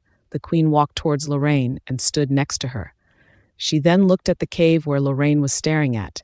Is that the cave where our ancestor, Queen Arya, the once said to be the king's protector, was buried? Lorraine nodded. Yes, you got that right. A very powerful witch she once was. They have sealed the cave to protect her tomb. A sacred place this was. And tonight, it would be the place where the beginning of the end would happen. Can we stop it? The queen asked and turned her gaze at the cabin. That was when she saw a man was carrying the unconscious Ashley on his arms. She was about to walk towards them, but Lorraine held her arms to stop her. Don't. Some things we are not here to meddle with. It is him that we need to protect tonight, not her, Lorraine said while watching Nikolai carried Ashley to truck safely. From where they stood, they could see Nikolai's army was not great in numbers. It was not going to be an easy fight for him. What are you talking about, Lorraine? My granddaughter's life is all that matters. The queen looked around and sensed something was approaching them. They are here. I know. Be patient, Bella. We will need to attack on the exact day and time. Not too late, not too soon. Precision is important. Lorraine looked at the worried-looking queen whose eyes were at the truck. Her heart pounded fast where she wanted so much to stop that truck from leaving. What if we were wrong? The queen sighed, seeing the truck leaving the scene. Have I ever been wrong? Well, once or twice. Technical issues, I would say. Lorraine chuckled and sighed. It is the only way to stop Eric from walking this earth permanently. This time, we need to ensure he is kept down there for eternity. No more mistake. And this time, I have you to help me. After 5 minutes, the sound of the first gunshot was heard. Nikolai's POV. Sweat stung my eyes with tiny drops of snow slowly freezing my body. All around me was covered with white smoke. I did not know where it came from. The smoke came to us, which looked like an advantage for us. It was the work from a witch. But who did it? It could not have been Ashley using her abilities. She would have been far gone with Drake driving her out from danger. The smoke was choking the air out from our lungs. It tasted bitter on my parched throat. Perhaps someone did not want us to cross out from the smoke. Was it created to protect us? I wondered as I looked around, searching for Gerald. Nikolai, I heard his voice calling my name in a singing tune. He was somewhere close. I could sense him hiding behind those thick trees ahead. He was getting nearer to us. Gerald's movement was quite easy to predict. The sound of gunshots was heard next, loud and deafening. I shielded myself behind a tree and sent instructions to my army to proceed with the next course of action. Ivan then went around the other side to surround our enemies, so they could not run away. One thing I knew about Gerald was his cowardice. He would run away when he senses defeat. Oh, Nikolai, do you not wonder where Gloria is? Gerald gave out a loud laugh, and finally I saw him coming out from a tree, with Gloria kneeling in front of him. A gun was pointed on her head. She looked injured. So, what now? Surrender, or should I put a bullet on her brain? Gerald shot the air with a laughter sounding like a madman. Let's see who he chooses, Gloria. I'm betting him letting you to die here today. Then you would understand how worthless you are to him. You should have chosen your family over him. Just shoot me, Gerald. End it. What are you waiting for, you coward? Gloria said to him before he pulled her hair back. She shrieked in pain after he kicked her stomach. How dare you call me a coward, you butch! Gerald slapped Gloria's face, sending her facing down on the thick snow. He then pressed her back with his foot and pointed a gun on the back of her head. On the count of 3. 1, 2. I'm here. I walked closer to Gerald with my hands raised by the side. Slowly, I walked towards them, taking my time to reach them while my army took place into a planned formation. I had to thank Drake for that. He was indeed a good war strategist. Nico, please don't. Gloria choked her words out. Fear was seen in her eyes as if she was warning me of something. I looked around and saw 3 men behind Gerald and wondered where was the rest of his army. Also, where was Patrick? Bang, bang, bang! Shots came out of nowhere, shooting at us. I ducked down and sought cover behind a huge rock formation. The sound of men and women shouting in pain was heard. Pain from open wounds on their body were felt before they could shift into their wolf form. Silver bullets. I heard someone shout those words. I sighed as my men were out of the potion to keep us healing from the wounds from silver bullets. We had used most of it. And then we were vulnerable to attacks. I could sense fear from my army. Clashing bodies were seen on the ground from those injured men of both sides. My army had shifted into their wolf form and jumped in the air to fight their enemies, not caring for the shots coming from all directions. I then shifted into my wolf form, calling out my wolf Blake to fight with honor. He was almost all cured after I had marked Ashley as my mate, but it was not enough time for him to fully restore to his usual strong self. The sound of bones cracking, followed by wolves howling, filled the air of the battle scene. Nothing was going to stop the war, not even the weapons used in blasting the opponents with grenades and silver bullets. Nikolai, where are you? Show me your face. You arrogant bastard! The voice belonged to Patrick Vale, Pamela's elder brother. He was definitely the one losing much when I ended the relationship with Pamela. Patrick was power crazy and loved money. He thought I would make him rich after I wed Pamela. I knew what kind of a leech he was. He was using his sister to get to me. I was disgusted by his plans and all of Pamela's family. I could not understand why my later father wanted Pamela to be the one I should wed. Sorry, father. I had chosen Ashley to be mine. I'm here, Patrick. I stood behind him in my wolf form facing him, who had already shifted into a dark gray wolf. He was much smaller than me. I was not at all intimidated by his threats. Whilst I fought Patrick effortlessly, I could see Ivan was fighting Gerald. Gloria was nowhere to be seen. She might have run away from the war scene. But with that injury she seemed to have on her legs, I doubt she could get far from us. Blood was seen soaking on the ground, covered mostly with snow. The stench of bodies was not a pleasant scent. It had affected my senses more when Gerald's men threw in smoke gas to distort our senses. Out of nowhere, it was then I felt something hit my back. I could not reach my back to remove it. Whatever it was had slowed me down, causing me to have blurred vision. Nikolai. I turned around with heavy breathing and saw her standing in between 2 tall trees. What was she doing here? I tried to reach Ashley, but after a few steps, I fell down on the ground and my vision went into darkness. I could not believe Nikolai had put me to sleep and asked Drake to drive me away. That imbecile. I woke up and had forced Drake to stop the truck, or otherwise I would turn him into a toad. He was easy to convince with my threats. Thanks to that, I pushed him out from the truck and took hold of the steering wheel. With a little magic, I used a spell to be able to see the way back to the cabin. Along the way back, I could hear gunshots and explosives blasted in the air. The war has started, without me. I scoffed and turned the stupid truck to park at a space with just one move. My driving skills had truly improved in times of duress. I got out and walked towards the cabin area. No one was on site. I wondered where they all went. Bam! A loud explosive sound was heard. I ran as fast as I could in those damn heavy boots I was wearing. Why did I fall in love with a man from Zevia? I could hardly breathe with the cold air. Nikolai. I shouted his name several times. Bullets were flying in the air with arrows too. I used my abilities to shield myself from being hit. It proved to be even more difficult when I had to cross over dead bodies on the ground. At times I had vomited seeing so much blood around me. Gross. Nikolai, where are you? I could sense him to be close by. It was as if I could feel his emotion. He was in pain. He was hurting. I looked around, but he was nowhere at sight. Nikolai. It was then I saw a woman that looked like Gloria. That butch walked past me. I followed her from behind, and that was when I saw Nikolai in his human form. He had a long metal rod sticking on his back. Move away, you butch! I pushed away Gloria, not caring she was hurting. That woman had caused me nothing but pain. She was so annoying. I kneeled down on the cold ground and removed my thick jacket to cover Nikolai. Nikolai, can you hear me?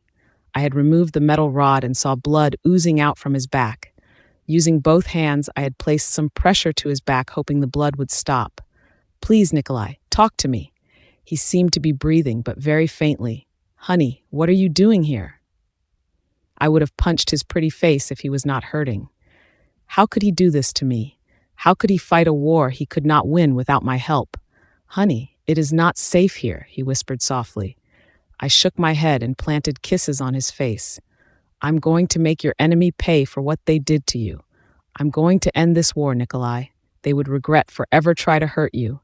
I need you to hang on a little longer, my love. Please stay alive.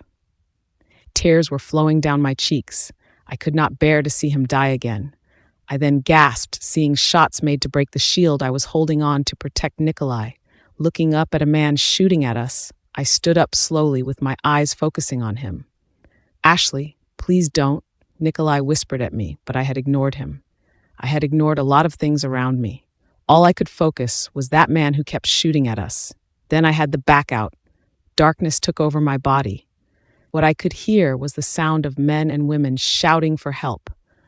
The louder they screamed, the more powerful I became. That power I had in me made me invincible, and I loved every beat of it. Author's boom, boom. The sound of radiant light was heard shooting at the targeted opponent. The bright light broke through the dark woods of Zevia. It was setting men and women on fire, or sent them back hitting a tree that would break their bones. It was a sight feared by many. A sight that was painful to watch, with blood splatters filling the white, thick snow on the ground. Berry red-colored blood covered the attacker's body, making her look like a demon walking on earth. She had no fear seen in her blazing red eyes. Just lust on killing those that was along the way for her to reach one man, Gerald Regalia. He was the man who she knew had thrown the metal rod on Nikolai's back. Walking on the thick snow, the fire in her had melted the ice while leaving burning flames at the tracks behind her. Men and women moved aside to give way for her to reach that one man that she had eyes focused on. Where are you going, you coward? Who are you calling a coward? I'm not afraid of you, you filthy witch. You and Nikolai deserve each other. Come on, fight me. What are you waiting for? Gerald Regalia stood a mile away from her. He held his hand in the air to his side, not showing any hint of him being scared of his attacker. Bang, bang! Several bullets were shot towards her. She was not even bothered to duck away from them. With one hand raised with her palm facing forward, Ashley had stopped the bullets midair and smiled wickedly. Is that all you got, you weak wolf? Who do you think you are trying to murder an alpha twice your strength? And me? You think you can kill me? Ashley laughed. She then flipped her hand and made the bullets shot back at those that had tried to shoot her. She laughed out loud and looked around those who were fighting for Gerald. Boo! Her voice was so loud that made them move backwards and ran away, leaving Gerald almost alone facing Ashley. I'm not afraid of you, you useless witch. You are fighting on the wrong side. You think Nikolai would love you? He is incapable of love. The Dark Alpha is a heartless man. He uses people for his own needs. He had hurt so many women out there after he discarded them once he got bored with them. You are nothing but a fucking toy to him. He will use you. Dry your blood out, sucking the life out of you. Gerald said in his attempt to make Ashley back away from attacking him. While she was seen staring at Gerald for a moment, it was then Patrick Vale came out in his wolf form and jumped high in the air to attack Ashley. Without even looking at Patrick, Ashley swiped her hand in the air and choked Patrick. He fell down on the ground with his hand on his neck trying to breathe. Please stop, you are killing him. The voice of a woman that was familiar to Ashley was heard. She turned her head to her right and saw the crying Pamela, who had already shifted in her human form. Naked, Ashley smirked and ignored her plea. She then continued walking while ignoring the sound of men and women crying for help as she saw them burnt from the fire, which she had blasted at them. Now, where were we? I'm not afraid of you. I would die than kneel to the wolf guard. You won't make me, Gerald said and shifted back to his wolf form. Ashley pouted at him. Oh, I prefer seeing you naked in your wolf form. Why the sudden change of heart? Ashley said in a sarcastic tone and raised her hands up slowly as she chanted an ancient spell. It had made the ground cracked with hot gases flowing out from the cracks. If you won't kneel to Nikolai, I would make you kneel to me. Don't you know who I am? Gerald trembled looking at the cracks on the ground and gasped. He had heard about the blood witch walking the earth. He thought it was just rumors until he saw what Ashley did. Ashley, honey, please stop this. Nikolai whispered softly as he lay on the ground not far behind her. Please, honey, don't let the darkness take control of you. Listen to my voice. Nikolai then coughed out loudly with blood coming out from his mouth. Ashley took a glance at Nikolai and shook her head. This bad man tried to kill you, Nikolai. I would make sure he would not hurt you again. I will destroy him. She turned back to face Gerald and closed her eyes while she absorbed the power and energy that was surrounding her. It made her feel powerful with the amount of energy flowing through her veins. Ashley, please.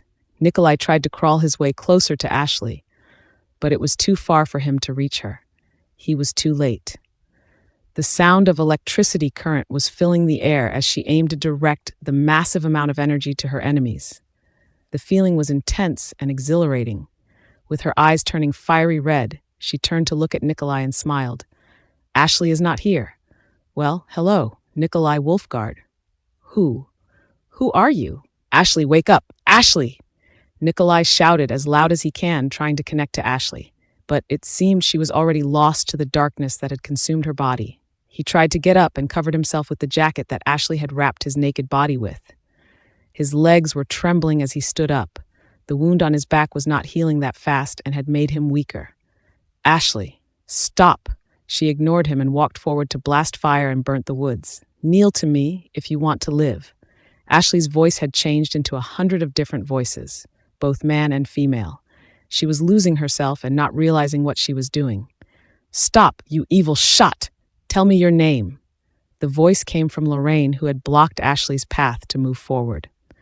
Ashley turned around and smiled. Well, hello, Lorraine. We meet again. Do you miss me? Lorraine exhaled her breath in annoyance and raised her hands to shield herself. What are you waiting for, Eric? Let the fight begin. Lorraine was shielding fire shots coming from Eric, who had invaded Ashley's body. She did not want to hurt Ashley, but the longer she fought Eric's powers, the weaker she got. Ashley is indeed powerful, Lorraine whispered to herself and chanted a spell of protection from the spirit of her ancestors. You will not win, Eric. Release her and fight me down under. Eric laughed and shook his head. Come on, Lorraine. I just got back. I know you needed someone like me to spice up your life. Were you bored while I was away? You know, you are not the type that would sit around at home taking care of your family. This war is what you need. Power, strength. Don't lie to me, Lorraine. I know you love it. Oh, shut up, Eric. This world will not be yours. I command you to go back to where you belong. Begone, evil being. Lorraine then used all the powers she had stored on her hand and blasted white light to Eric to defeat him. He fell backwards to where Lorraine had planned for him to be, all the while. It was the perfect moment, perfect timing. Now, Bella, hold the ring. Lorraine's command had made 5 witches came out from their hiding, wearing red robes covering their face. They surrounded Ashley's body that fell in what looked like a ring of fire. Chanting an ancient spell, the queen led the ritual to trap Eric's energy into an open box. What are you doing? Nikolai got up and wanted to stop the ritual as he saw Ashley was crying in pain. He was petrified by what he was seeing. Stop this. You are hurting her. Nikolai, stand back. This has to be done. It is the only way. Lorraine swayed her hand from left to right, which then made Nikolai froze from where he stood. Then the box burst. Lorraine closed her eyes and exhaled her breath. Fuck! What's the matter? Nikolai struggled to get free from the invisible hold that Lorraine placed on him. Let her go. We need to find a host to capture Eric. That box was it. But clearly, that plan of mine did not work. Lorraine was heard cursing in several languages. Some were not known to Nikolai. What now? Nikolai asked and looked around the ground for things to replace the box, but none came to sight. Ashley, wake up. Come back to me. Nikolai sniffled a tear. He could not lose her again. He would rather die than live a world without her. Use me. I'll be the host. No. Use me, please. The voice came from Gloria, who stood close to where Ashley was lying on the ground, being half awake and smiling. I'll be the host. It would mean sacrificing yourself, the queen said as she continued to hold the barrier with the other witches. Do it. I'm ready, Gloria said with teary eyes and looked at Nikolai. Please do it. The world does not need me, but I could at least be its savior. Tears were flowing down her cheeks as she said her words. I'm already badly injured from the war, Nikolai. Let me do this. I have done so much harm to others, to you especially. I hope one day you would find a way to forgive me. You don't have to do this, Gloria. No matter how much he hated her, he could not bear to see her sacrificing her life in such a painful manner. We don't have much time. Bella, perform the ritual. Lorraine then raised both hands and channeled her energy to unite Eric into Gloria's body. Gloria, Nikolai whispered sadly, seeing the pain Gloria endured, feeling the heat that came with Eric entering her body. I forgive you. After the transfer was done, with one strike, Lorraine stabbed Gloria with a blade that was said to be able to kill evil. Now, you die. Goodbye, Eric. Gloria then fell back on the ground and drew her last breath. The sound of Nikolai calling Gloria's name was heard. It was then followed by the cries heard from Gerald, her brother. He too was badly injured and was seen drawing his last breath, a mile away. Nikolai was then released. Breathing fast, he looked around and saw his army of werewolves surrounded him and the witches.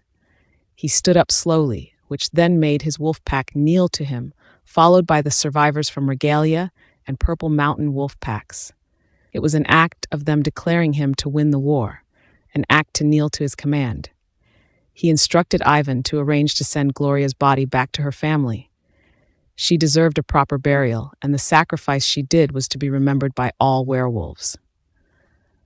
Ashley, Nikolai walked towards Ashley, who had her eyes half open. Honey, can you hear me? She nodded weakly and closed her eyes as she was feeling tired from what just happened. Her hand was placed on her belly as she whispered a protection spell for her unborn baby. Nikolai then carried her in his arms in a protective manner. I'll take you home. Everything is going to be all right. It is over now. She could not hear him clearly. He had whispered his words and kissed her forehead while saying his love for her. She needs to wear this. You never know when she would fall to darkness again. Nikolai sighed, seeing the person under the hooded robe turned out to be Ashley's own mother. On her hand was a set of bracelet that looked more like a chain.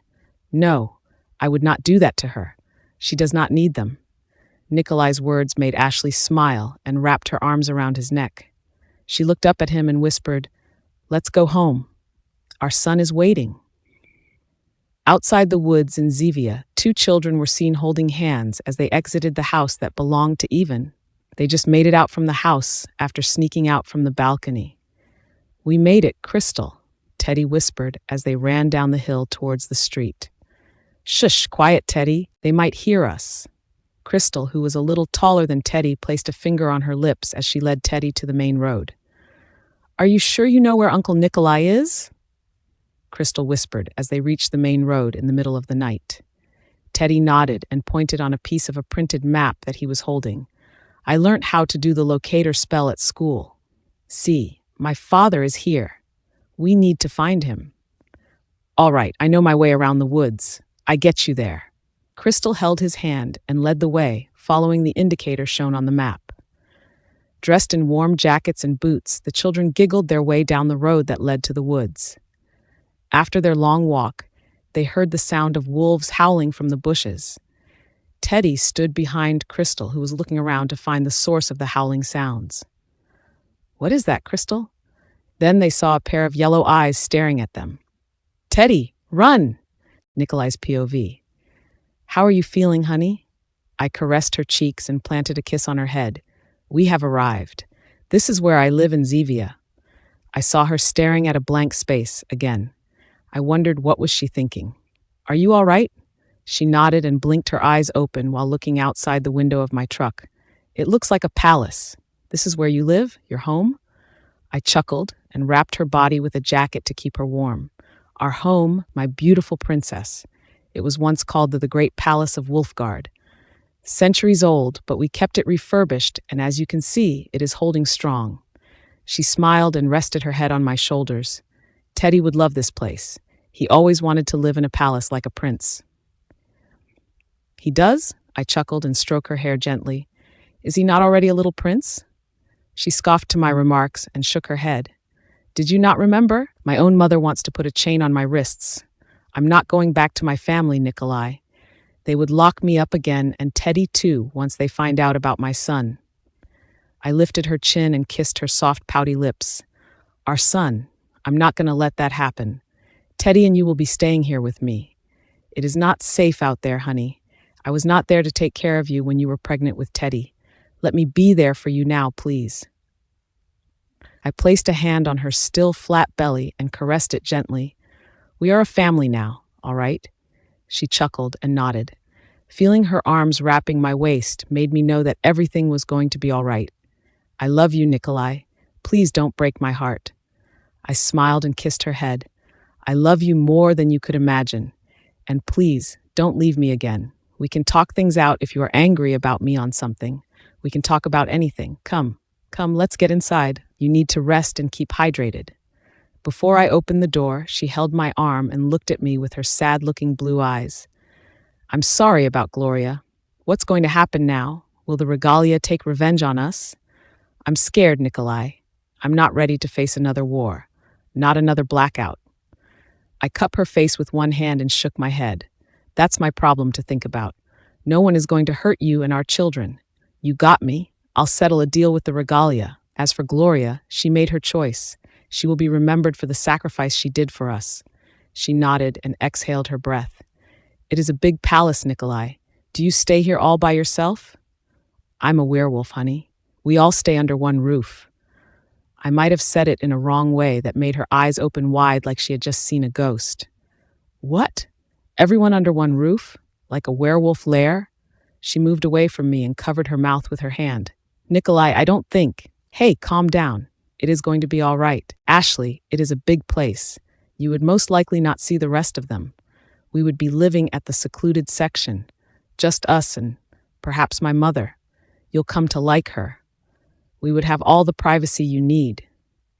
I held her hand and kissed it, trying to soothe her worries. "Everything is going to be fine. Trust me." She nodded, but I knew she was worried to not being able to fit in with my wolf pack. Not all of them lived in the palace with us. Just those close to me to guard the place as our fortress when we would be attacked by our enemies. Even Ivan chose to live on his own outside the palace, at my family's old mansion. We lived in the modern world. The old culture were not in practice like then in the older times. I was not easy to be a wolf guard. We had many enemies, mostly those who would want to challenge our claim to the throne. I hoped one day I would be a well-respected to lead my species and protect my people. It was what I had promised to my late father on his deathbed. I held her hand as we walked to enter my home. Her eyes were looking around as if she was expecting someone or something to jump on her, to hurt her. It would take time for her to adjust to my world. I hoped it would not scare her away. "It's going to be fine, honey. No one is going to hurt you here." She nodded, and I knew she was faking her smile as it did not reach her eyes. "How about my things?" "I left it at Ivan's house. Teddy is there waiting for me to come to him. Ivan is on his way home and would personally send Teddy here. We will arrange for your things to be delivered here too. Just rest first. Let me handle it all." I moved to cup her face and kissed her, a long and passionate kiss to soothe her worry. She tasted so sweet, and I loved the way she moaned softly in between our kisses. Then we heard someone cleared her throat. "And this is she?" My mother appeared at the door and looked at Ashley from head to toe. She wrinkled her nose, not liking that I brought home a mate that was not a werewolf. "Mama, this is Ashley, my marked mate. She will be staying here from now on. Please be nice, she is pregnant." As I mentioned the word pregnant, I could see my mother's brown eyes light up with excitement. "She is carrying my grandchildren? Oh, how wonderful." That was a sudden change of mood. My mother then pushed me to the side and held Ashley's arm. "You must be tired, my child. Come with me, you need to rest. You need to eat more. Your body is too skinny. I would fatten you up so you would give birth to my healthy grandchildren." I chuckled and winked at Ashley, who was looking at me at times, sending signals that she needed help. I walked behind her with a smile. "Nikolai, where would Teddy's room be?" Ashley turned around, looking at me as we reached our bedroom. My mother was walking next to her and held her arm, ensuring Ashley would not fall down. I knew it was all that she wanted from me. Grandchildren. "Our son will have his own room. That one, we will need to get it ready first. I'm sure he would love it.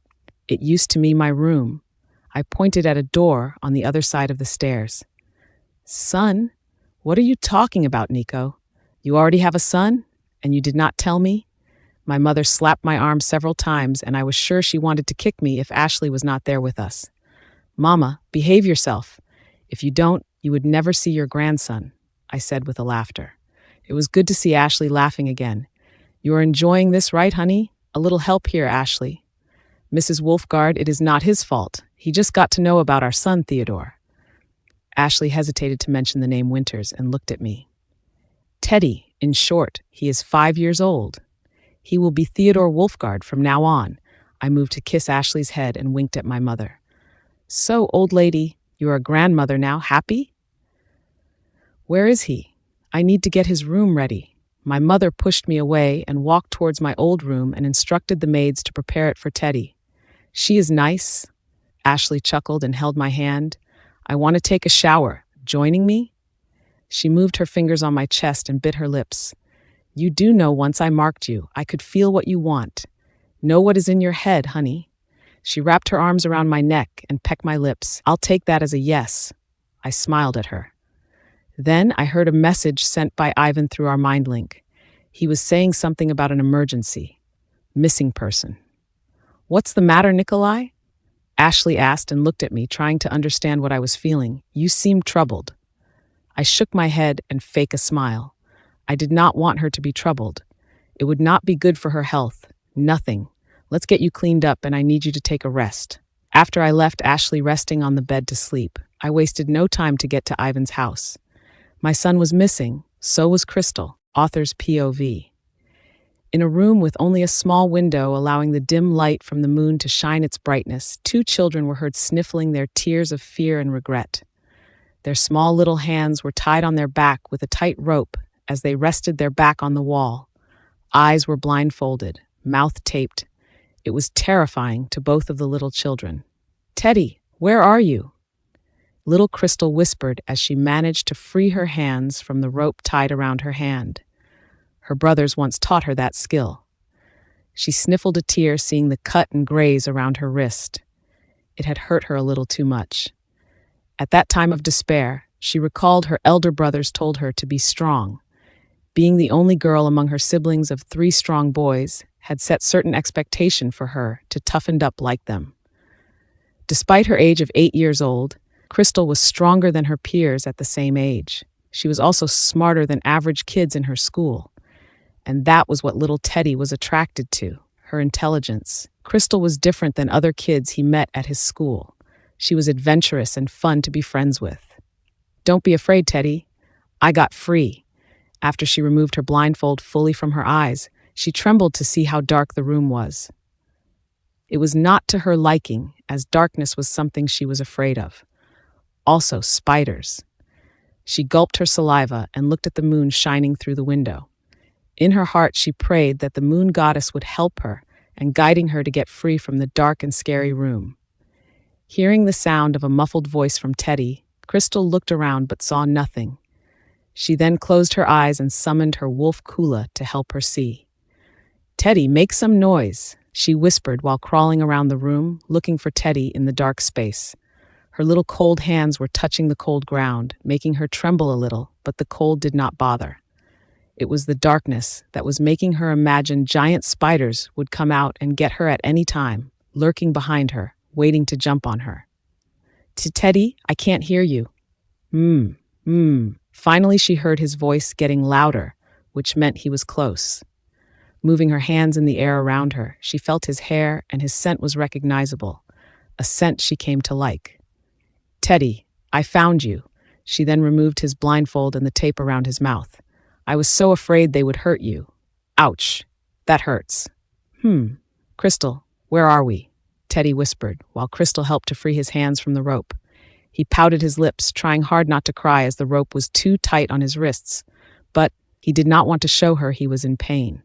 He pretended it did not hurt at all, so she would not think he was not a strong boy. Once he got free, Crystal hugged him tightly. "I thought I would not see you again, Teddy." "Me too," he smiled, showing his dimples, and turned his head to the side to see the window. "I want to go home." She giggled and shook her head. "I asked you to run, dummy. Why did you try to fight those bad men? You are just a little boy." "I'm not going to leave you. I can fight." His words made her giggle again, as she found him to be silly to say such things. "Don't laugh at me. My mother trained me to fight." "You are too small to fight, silly boy." She then gave him a quick kiss on his chubby cheeks that made him froze like a statue. "Let's go, Teddy. We need to be quiet. They might come back and hurt us." Teddy was still not able to move his body from the effect of Crystal's little kiss on his cheeks that was blushing red. Seeing him not moving at the same spot, Crystal pinched his nose, making him gasp of air. "You look so silly, Teddy." She giggled again and held his small hands. "We need to reach that window to get out." "But it is so high. I can't reach it." Teddy looked up, seeing the height of the window to be triple their height. "You have magic. Don't you have any tricks? Can't wizards fly?" Crystal then closed his mouth with her hands as they heard the sound of footsteps approaching the door. They looked at each other and trembled with fear. Hearing the sound of the doorknob moving, they hugged each other, hoping someone out there would help them. "Teddy, do something." After an hour of watching the recordings of all surveillance cameras surrounding Ivan's house, I sat back on the chair and exhaled loudly. "What's the status on our men searching for my son? Send more out there. Are you that incompetent, Ivan?" Ivan looked at me and frowned. "My daughter is missing too.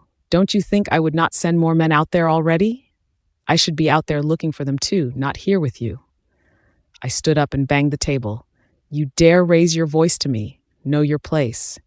She is my only daughter, Nico, out there and afraid."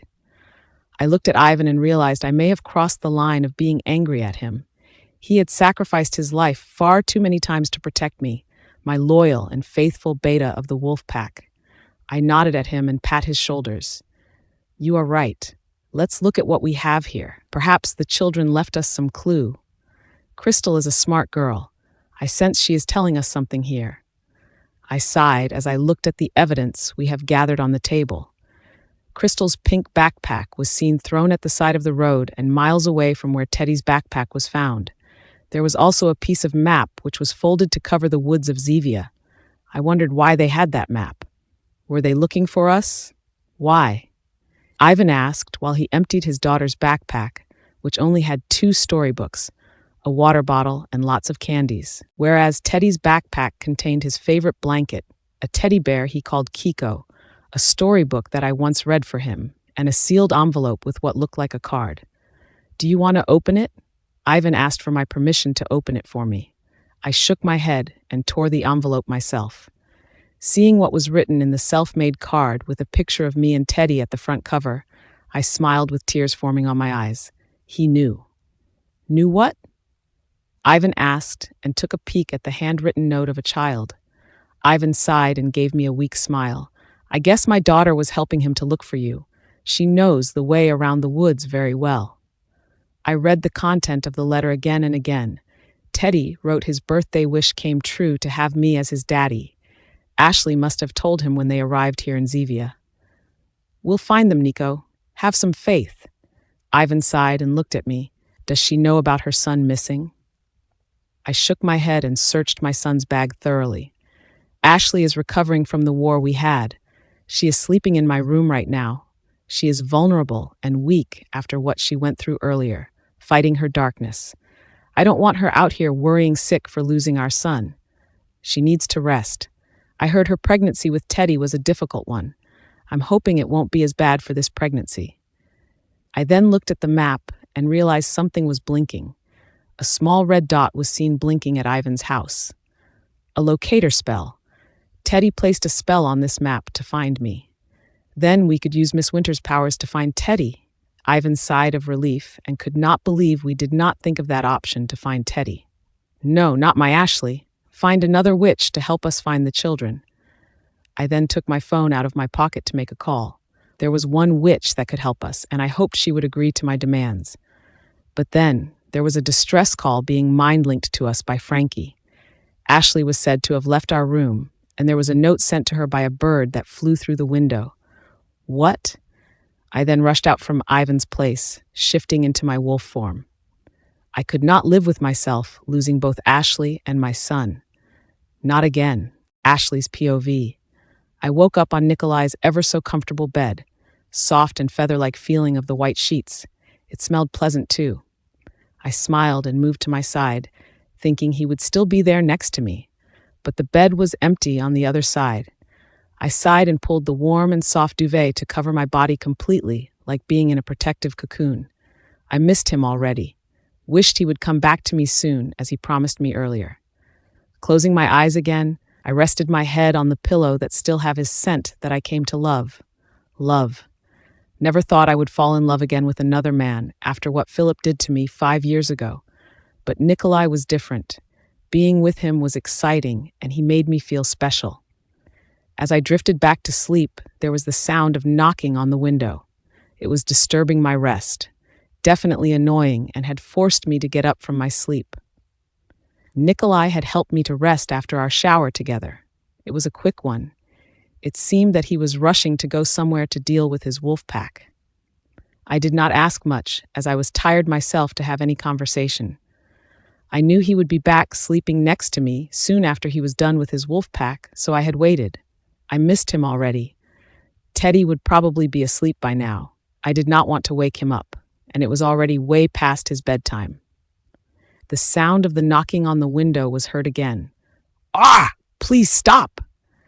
I finally decided to get up from the 4-post bed to check on what was the cause of that knocking sound on the window. I felt like smashing it. The large Victorian decorated room was kept dark, with only the dim bedside lamp was lit. Nikolai might have wanted me to rest well, keeping the room dark for me to sleep better. I smiled to myself, loving the attention he was giving me. It was different from how Philip would treat me. Both men had their own ways to make me feel very much loved. The memory of the late Gloria confessing Philip was behind my misunderstanding with Nikolai was playing in my head. I was disappointed on that revelation. How could he do such things to me? I thought I could trust Philip, but I guess he changed over the past 5 years that we were separated. The Philip I knew in the past would never lie to me. We kept no secrets from each other. He would never hurt me, no matter how badly I had treated him in the past.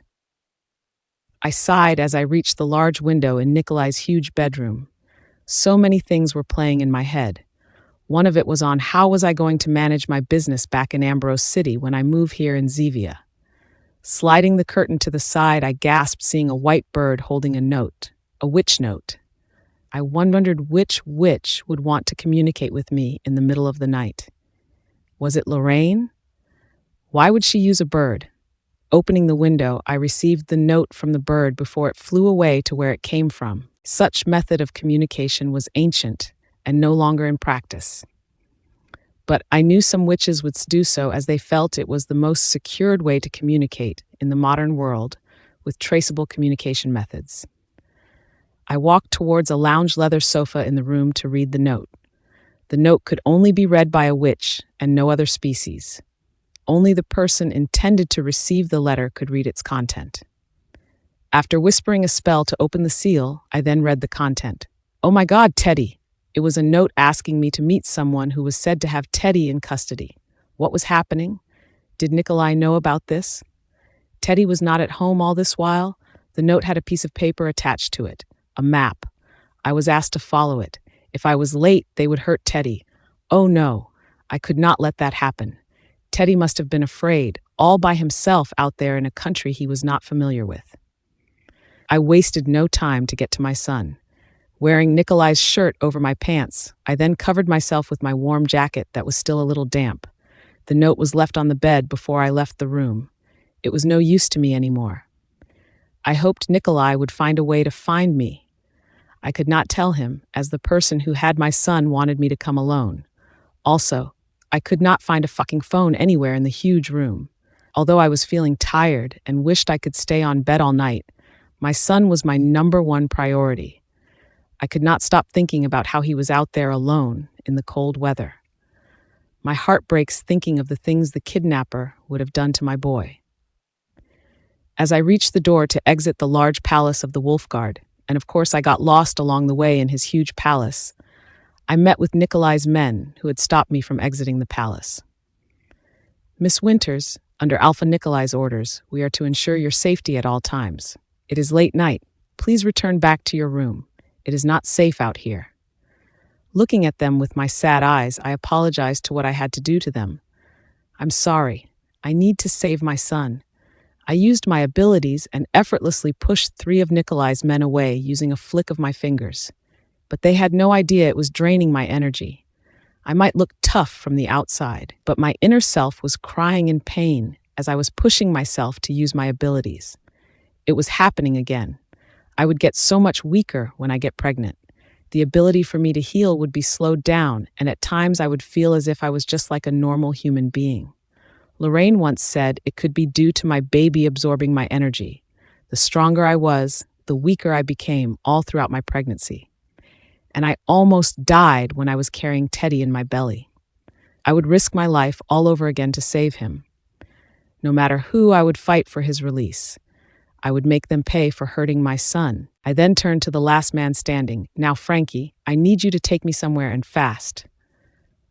Oh, there you are, little spawn of the devil. A woman grabbed Teddy by his jacket and cupped his face with one hand, squeezing his chubby cheeks. Oh, you look so much like him. Ha! I'm going to cut those blue eyes of yours that look like that useless witch. She destroyed. Pamela, why are you doing this to us? Crystal said in tears as she was afraid seeing those around her being people she never met before. Big-sized men and women who looked fierce. There were 5 of them watching over her, where one was with a rope. Why are you hurting us? Please let Teddy go. Shut up, you little brat. Pamela turned to face the crying Crystal and pushed the girl down to the ground. Another word from you. I will cut your tongue. Crystal shook her head and shouted, You are a mean old lady. Grab her. Tie her to that pole and make sure this time she won't get free. I'll deal with her later after I deal with this boy who is the cause of me losing Nikolai. Pamela said with gritted teeth and grabbed Teddy by his neck. She wanted so much to choke the air out from his little lungs. After she found out Nikolai had a son, Pamela lost it. She knew she would lose Nikolai forever with Ashley. Of all the women in this world, how could Nikolai choose to have a son with your witch mother? She is not fit to be a Luna. She is not fit to sit by his side on the throne. It should be me. Please, let him go. Teddy, do something. Crystal shouted her last words before her mouth was sealed again with a tape. Even with the tape covering her small mouth, Crystal kept on screaming her words, asking Teddy to find a way out from Pamela's hold. She knew the boy has abilities that could be used to set them free. But Crystal could not understand why he did not want to use it. It was as if he was afraid of using his abilities to get free. Shut up. Pamela walked towards Crystal and gave her a hard slap. It made the little girl dizzy, and her vision of Teddy was blurry. Crystal.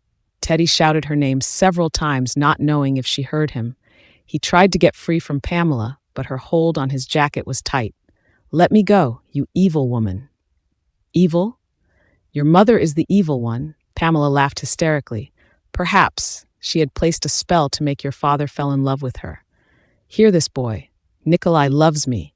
Once you are gone, I will make sure your mother would blame him for not protecting you. They will separate, and then I will be his love again. I will be his Luna. I will be his wife. You are crazy. Let me go. Let Crystal go. Teddy then bit Pamela's hand and got free from her hold. He then ran towards Crystal and kicked the man who was tying her little hands to a pole above her head. They all laughed at Teddy's effort to fight, as he was so small and cute. Those round eyes of his was slowly turning a different shade of colors. Crystal, seeing Crystal not responding to his call, Teddy felt a surge of energy flowing from within his body. His hands were trembling, and he was hearing voices in his head calling his name. And one of the voices was his wolf, Kiko. It was then he unleashed his abilities that he never knew he had in him. The dark room was then filled with the voices of men and women screaming for help. Ashley's POV.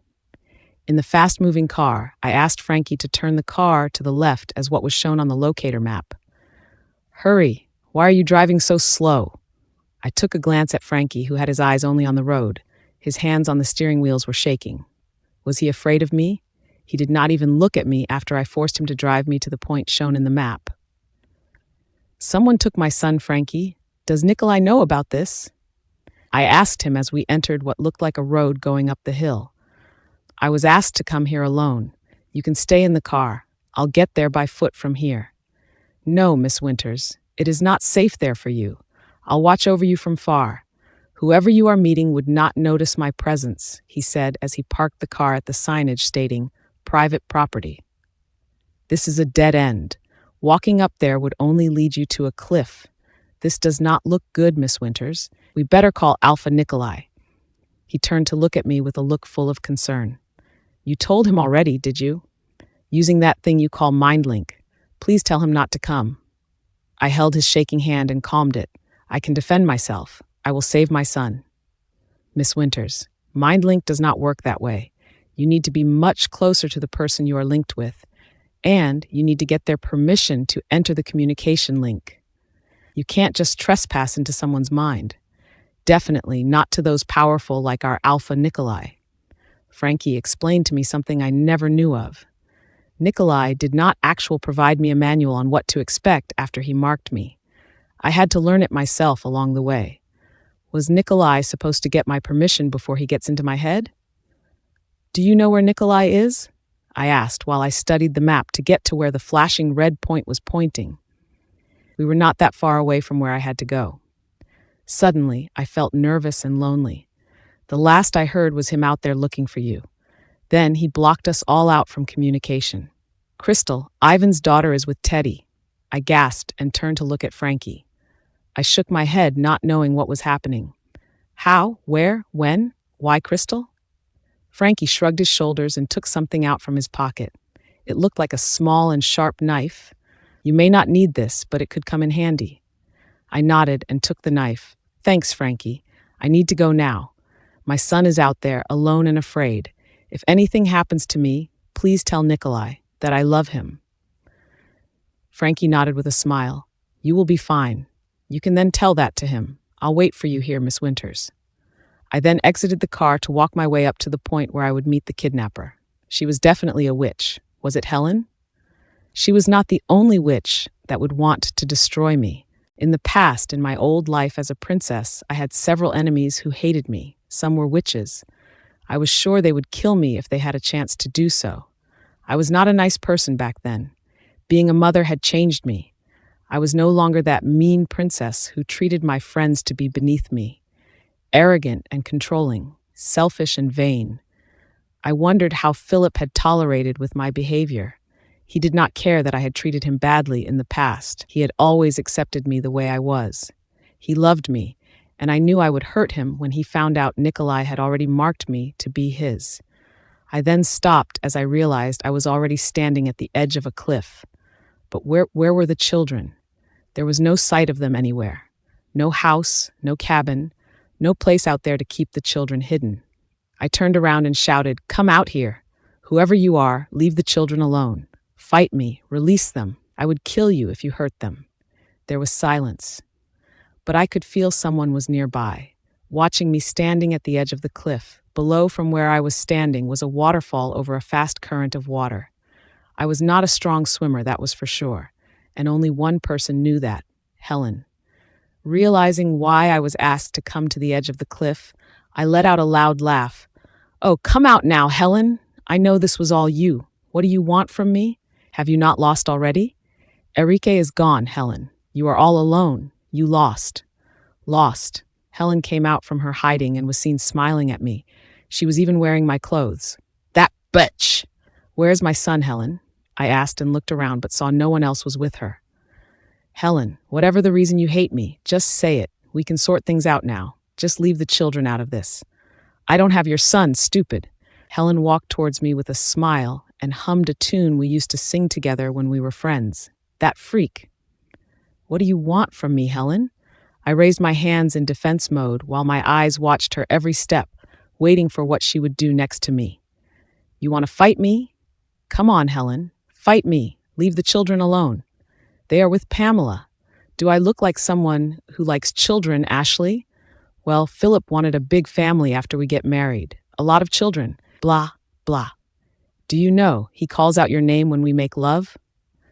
Helen laughed out like a mad woman. Her words did not bother me much. It might have hurt me in the past, but now I had moved on with my life with Nikolai, and all I wanted was to save my son. "Nikolai will not let you go, Helen. He will come look for me." "Why?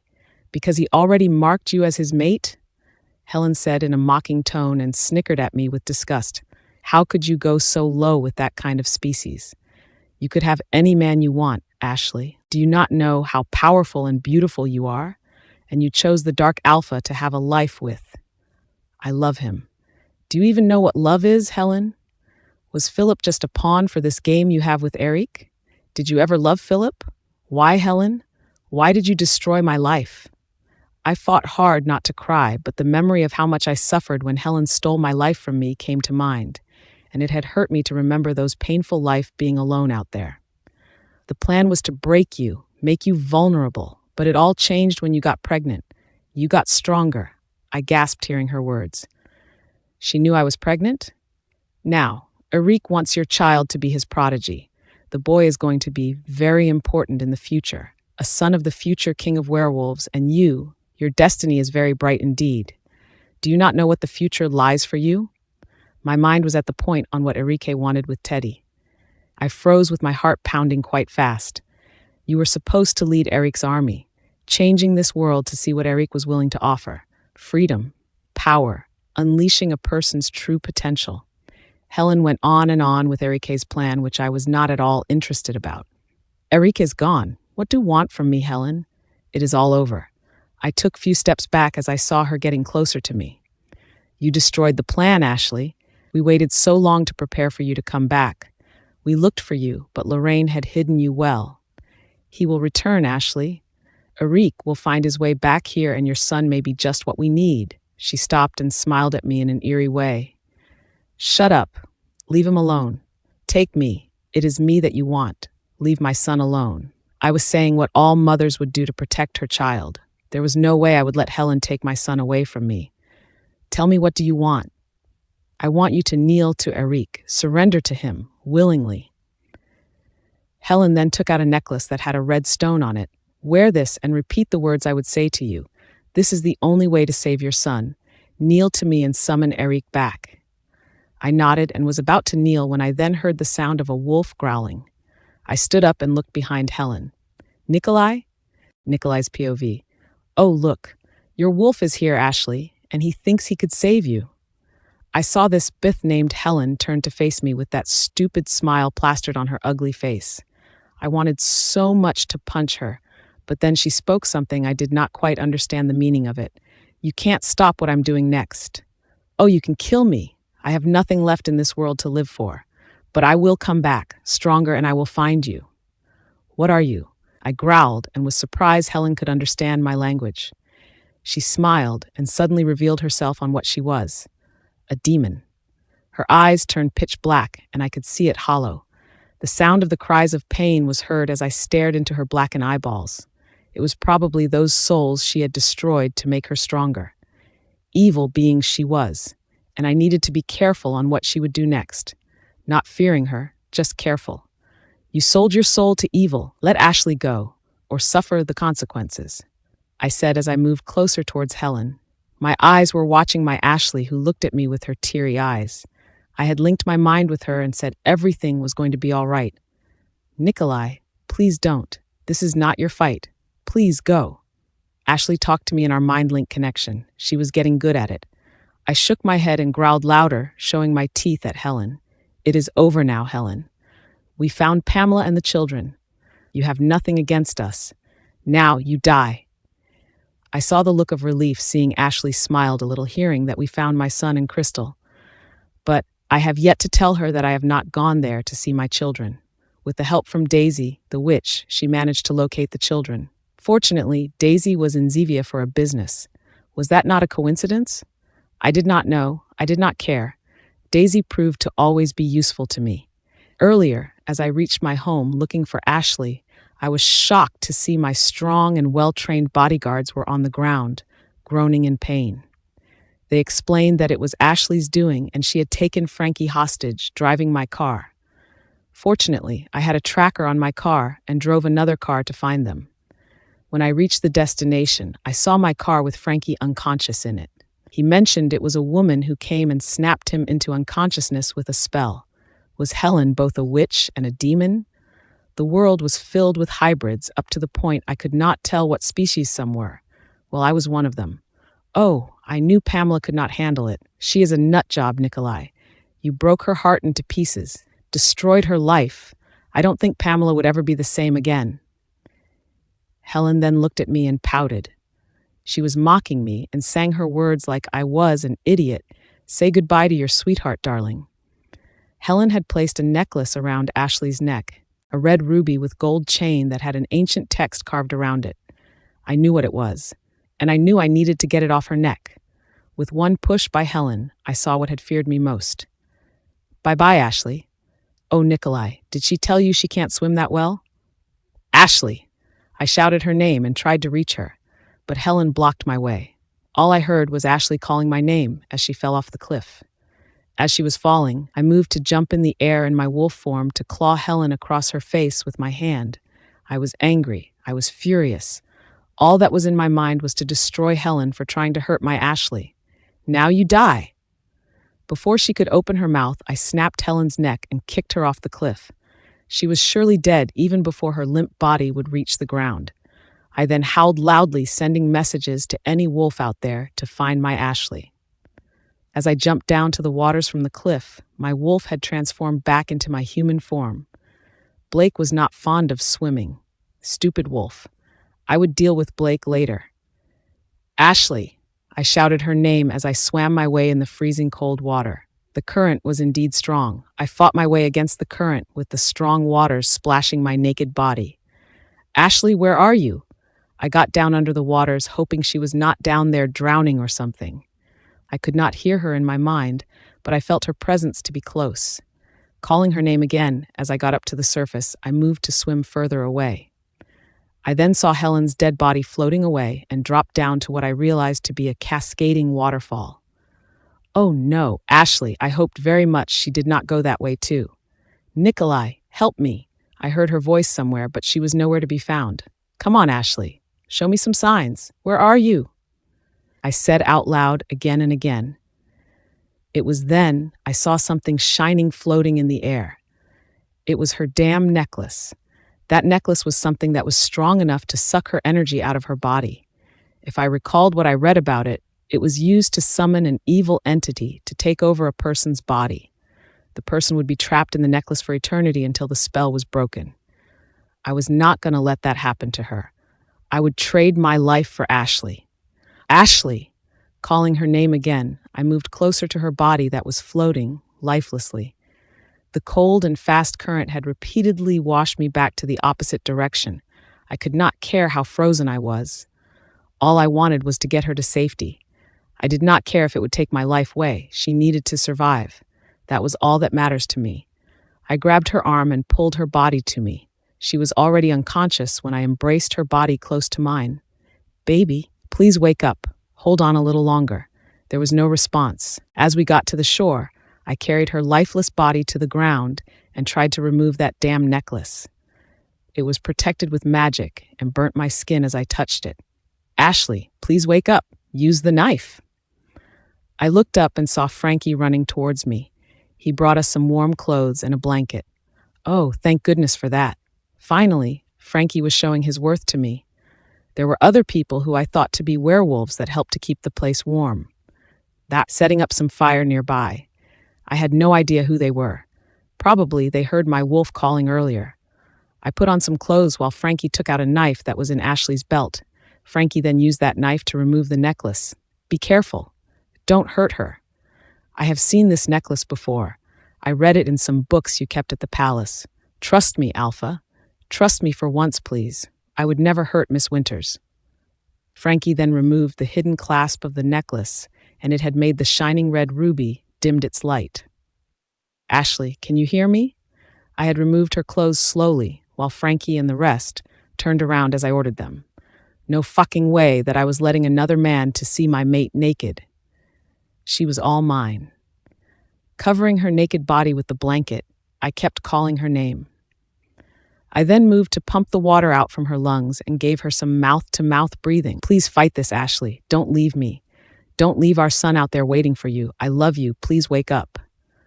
"Your blood. If you are who they say you are, Alpha Wolfguard, you can save her with your vampire blood," one of the strangers said to me. How the hell she knew what I was? "Do I know you?" I asked her, but she shook her head. "Who are you talking to, Alpha?" Frankie asked me, which made me look at him with confusion. "You did not see that red-haired woman?" That I asked like as if I saw a ghost. Or was it some witch spirit that was protecting Ashley? I heard stories of ancient witches would protect their kin when they are in danger. Perhaps that was the case. I then bit my wrist and dropped my blood down to Ashley's mouth. I had forced it to drip inside her mouth in hope that my blood could save her.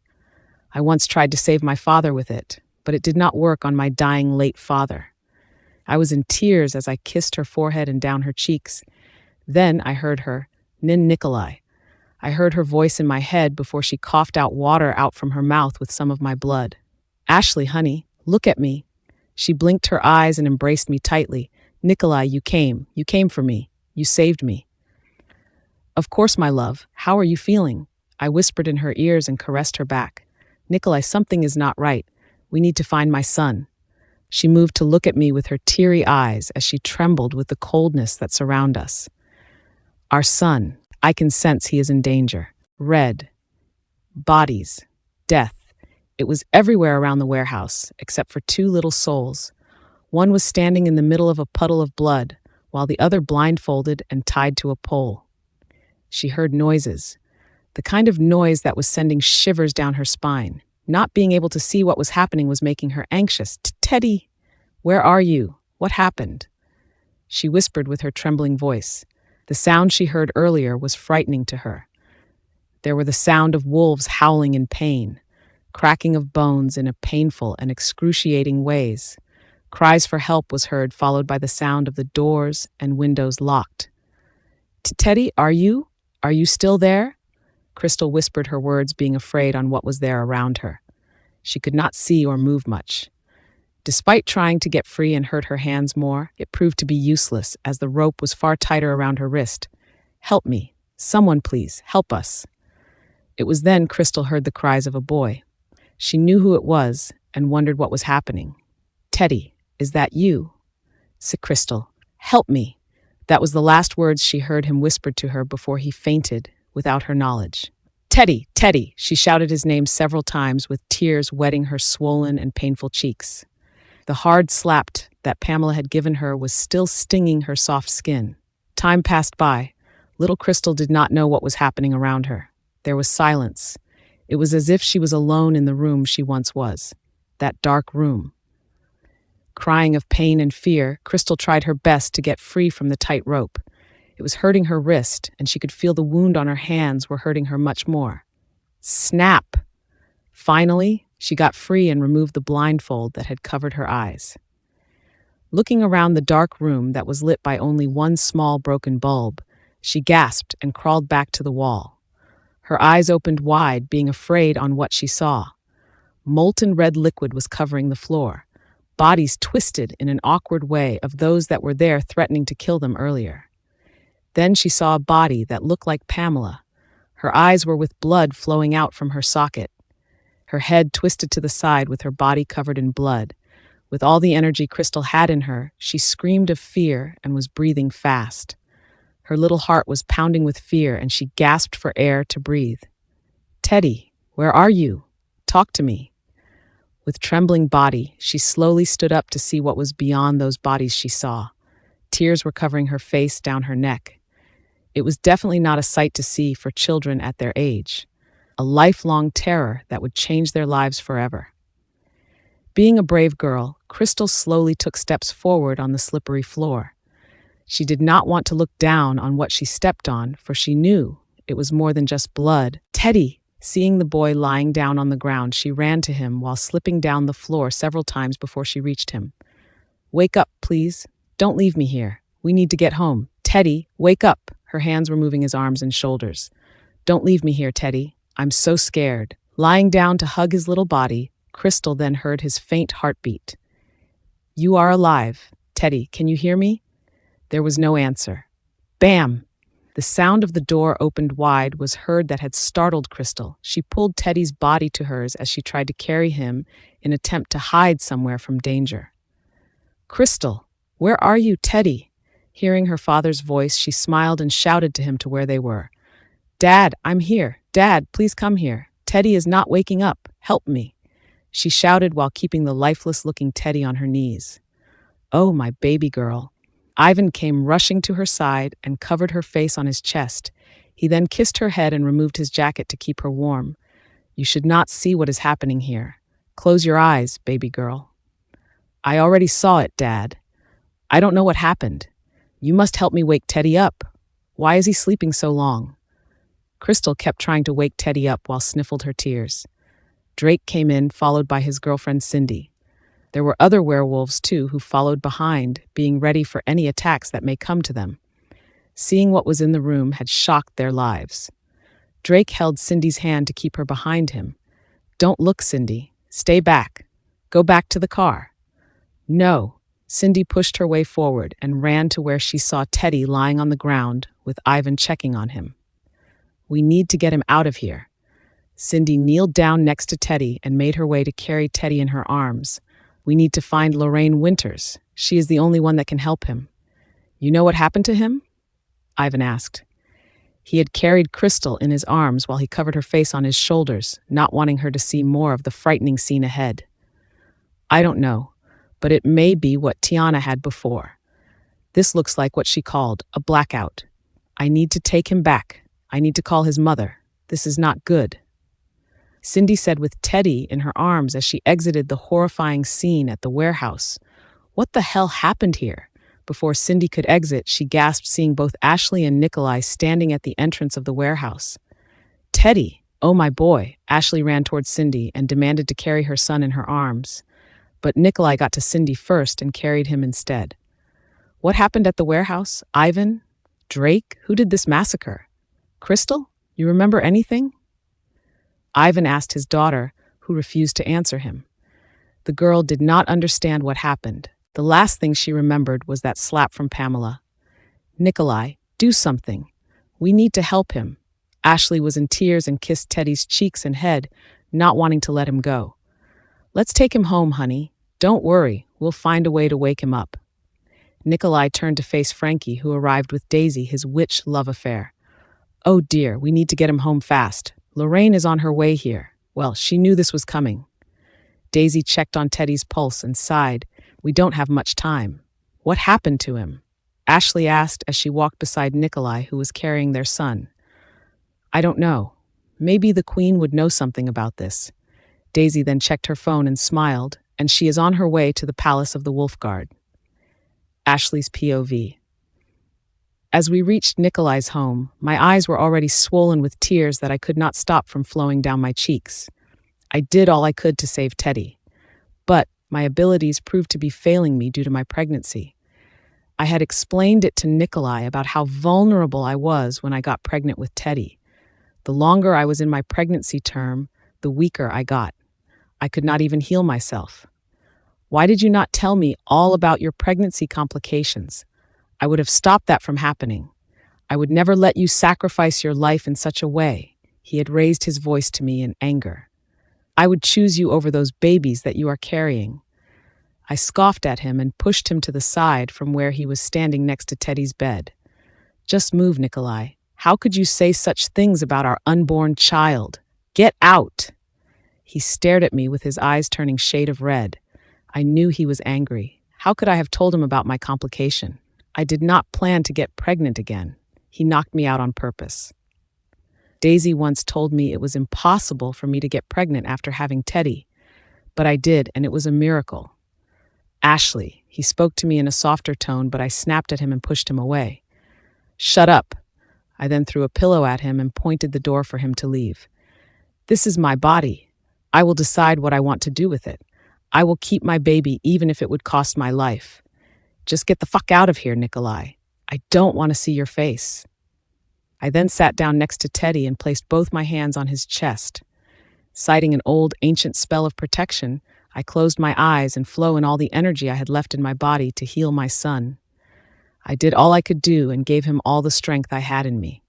But why did it feel that I was losing my son? Why was my magic not working on him? Nikolai's POV. "Ashley, please don't do this. I'm sorry." I kneeled down by her side while placing a hand on one of her hands. I then palmed her cheeks gently as I whispered my words to calm her sadness. "Honey, I'm sorry. I did not mean to say those words. I just could not lose you again and again. I can't. I would rather die than living in this life without you. Please look at me." She opened her eyes and stared at me. I pecked her lips and pulled her body closer to mine. "I love you, Ashley.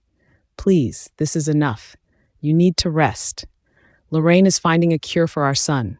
You must not use all the energy you have left in you. Save it for the babies." Lorraine had accidentally slipped from her mouth that Ashley would be carrying twins. I was overjoyed with the news. But after knowing how difficult her pregnancy would be with twins, I did not know how to react. I was not going to lose her. I needed to find a way to save her and our babies. But first, we needed to save my son. "I'm so scared, Nikolai. I can't lose him." "Not like this," she whispered as I embraced her trembling body close to mine. "Without my powers, how can I protect him?" She burst into tears. It broke my heart to see her in that state.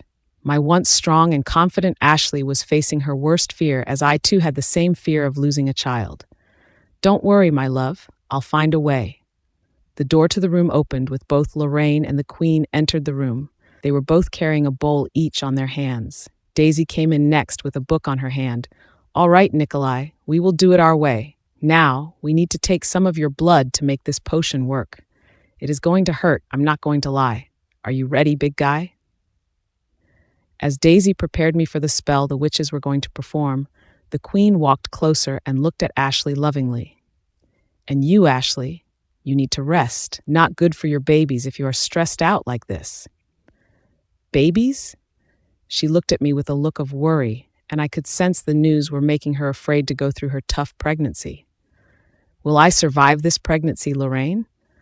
I helped Ashley to stand up and embraced her gently. "You will, my love." "How are you so certain about it, Nikolai?" She looked at me and then at Lorraine. "Why do you need Nikolai's blood in this cure? A werewolf blood could wake Teddy up?" Daisy chuckled and walked towards me. She then held my wrist with a knife on her other hand. It looked like the same knife that the witches used to kill Eric during the war. What are you doing, Daisy? Not werewolf blood, Nikolai. I need you to summon that force you have been keeping locked inside of you. Call it. Unleash that vampire in you. That blood could save your son, the queen said to me before she smiled at Ashley, and the same blood can save you and your babies. Ashley, there is a way to save them. I never read such spell in any of the witches' book. Grandma. Ashley looked puzzled as she stared at the queen and then turned to look at me. What's going to happen to me after I drink your blood, Nikolai? I moved to caress her cheeks with one hand. I already gave you my blood when you were unconscious at the river. Nothing bad. Tasting my blood would make you crave for me, just like how I felt when I tasted yours for the first time. But it would make you stronger. As long as you are kept alive and not feed on any other blood than mine within the next 48 hours, you will be fine. She nodded to me and moved to hug me with her arms circling my waist. I love you, Nikolai. I nodded with a smile and kissed her head. I love you more, honey. How did you know about your blood could save Ashley, Nikolai? Lorraine asked as she rubbed a powdery substance on Teddy's forehead with a brush. I then remembered something. A red-haired woman appeared before me at the river while I was trying to save Ashley. No one else saw her but me. Is that odd? Red hair? That's interesting. Lorraine winked at me. I could guess she already knew that before it happened. Lorraine had the ability to see what lies ahead. Who was that woman? I was curious to know, but Lorraine did not answer me. She just smiled at me, which annoyed me much. Mom, you are here too? Ashley said as she walked towards the door to meet her cold-looking mother. I came here to help you, my girl, and we will all save Theodore, your son. He is a special boy with a bright future. Ashley's mother walked closer to her and was seen nervous to meet her own daughter. I hope you can find a way to forgive me, Ashley. I was wrong, and I never wanted to hurt you. I did not know what to do back then. Please forgive us. I want us to start over as a family. Ashley then embraced her mother and cried on her shoulders. I know, Mom. I'm a mother now. I understand what you had to do back then. I sighed of relief to see the mother and daughter bonded again. It was then out of nowhere, Daisy drew blood from my hand. Ouch, hey, watch it. Oh, come on, you are such a baby, Daisy chuckled and whispered a spell to cure my wound. Now, get Ashley to rest while we perform the ritual. I'm staying. I want to be here when Teddy wakes up. Ashley walked to stand beside me. I then held her hand and smiled. We will both be here for our son when he wakes up. And me too. I turned to see my own mother walked in and folded her arms on her chest. He is my grandson. I'm going to take good care of him when he wakes up. I chuckled and nodded at my stubborn mother. She would not take no for an answer once she set her mind on something. All right, ladies, what are you waiting for? Let's do this. Together. Nikolai's POV. The day of the final stage of the competition has arrived. I sat next to my son, Teddy, as we watched one by one of the contestants presented their design with their models on stage. Not bad looking, I would say. In the past, I would have totally slept with those sexy-looking models. They were some who would bed me after I shower them with money. No strings attached. Simple. Those days of my one-night stand sex with random women were totally gone. I had turned into a monogamist. My eyes and heart were only for my Ashley, my Luna, my wife. We got married through a werewolf ceremony almost a month ago, and my life had never been better. Having her by my side when I woke up every morning was all I had wished for, since the first day I laid eyes on her pretty blue eyes. I loved her with all my heart and soul. Our marriage was done with full werewolf tradition. My mother had spent time teaching Ashley the ways of the werewolf, preparing on what was coming soon in our life, which was me sitting at the throne of all werewolves. It was more of my late father's wish to keep the legacy intact. It was our birthright, and one day my son will replace me. I looked at Teddy, who was watching the stage with his eyes widen. Enjoying what you see on stage, Teddy? I chuckled and placed my hand on his shoulders. There are just girls, Teddy. Among all the girls you would meet in the future, there will be one out there that you would want to spend the rest of your life with. The one that would make your heart beats fast. Like mommy? Like how you love mommy? He whispered and looked at me with his sweet smile. Just like the smile I had on my face with deep dimples. I don't want girls. I just want one. And I knew who that was. Ivan was not going to be happy that my son had chosen Crystal to be his girl. In fact, Ivan was afraid on what Teddy was capable of. He was afraid that one day my son would accidentally hurt his precious little girl if he lost control. I would find a way to help my son manage his abilities.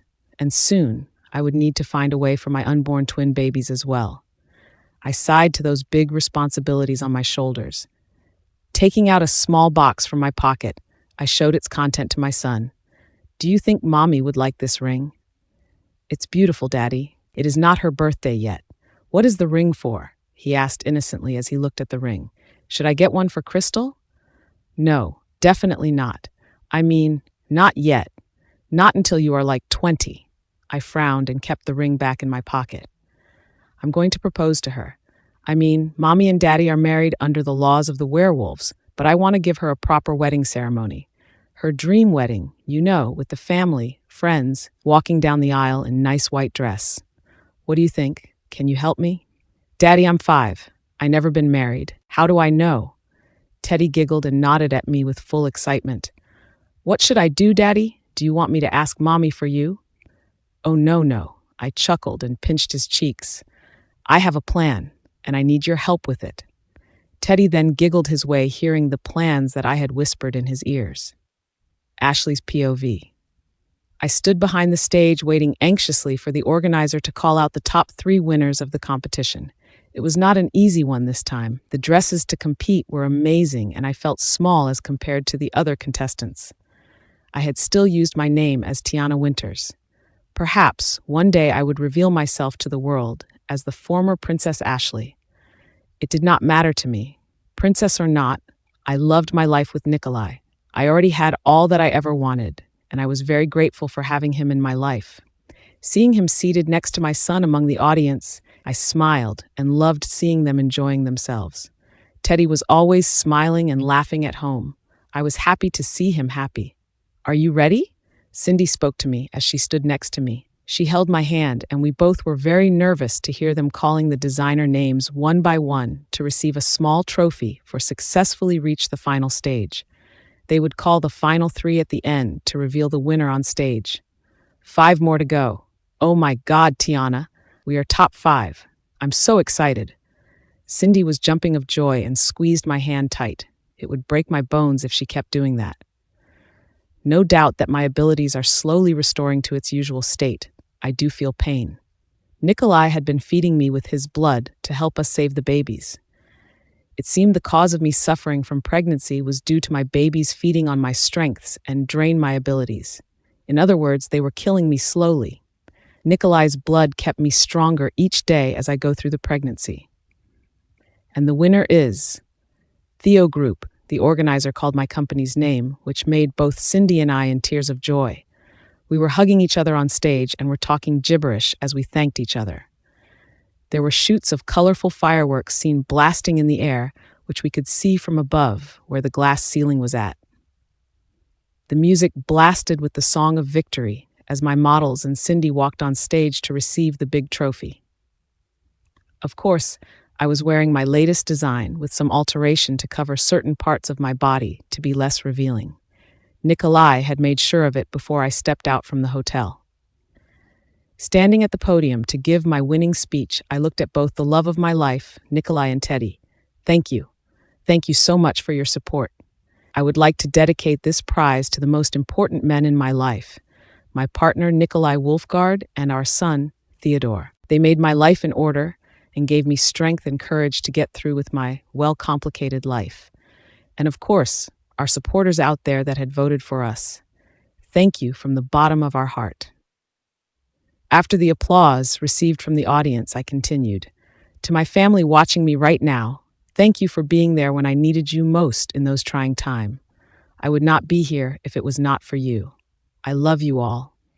And to my team at Theo Group, this is just the beginning. May we inspire other small and talented designers out there to shine. Then the lights went out.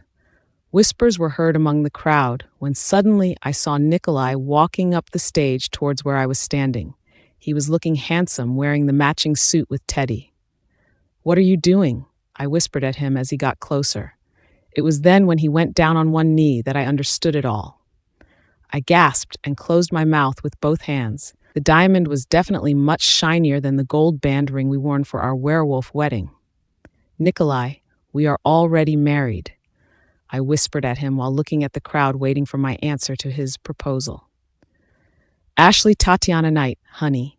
From the first moment I met you, I just knew on that instance you are the one I was searching for all those years. I have fallen in love with you more and more every single day. I love your perfection and imperfection. You are someone I could not be without in my life. Will you please marry me again? And this time, I want the whole world to know you are mine, only mine. I would give that dream wedding you wanted so much in the past even better." His speech made my eyes teary. "You are so silly, don't you know that?" I laughed softly and nodded my head. "Nikolai, of course I will marry you, for better or worse. I will always love you. All right." The crowd applauded and cheered for me as another round of fireworks were shot in the sky with what was written as "She said yes." Of course, we then kissed passionately in front of the national TV and where the whole world was watching the competition broadcast.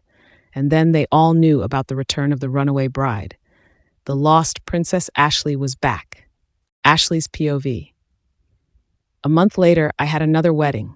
To be exact, it was indeed a dream wedding planned for me. Beautiful was an understatement. It was gorgeous and unbelievably fairy tale-like.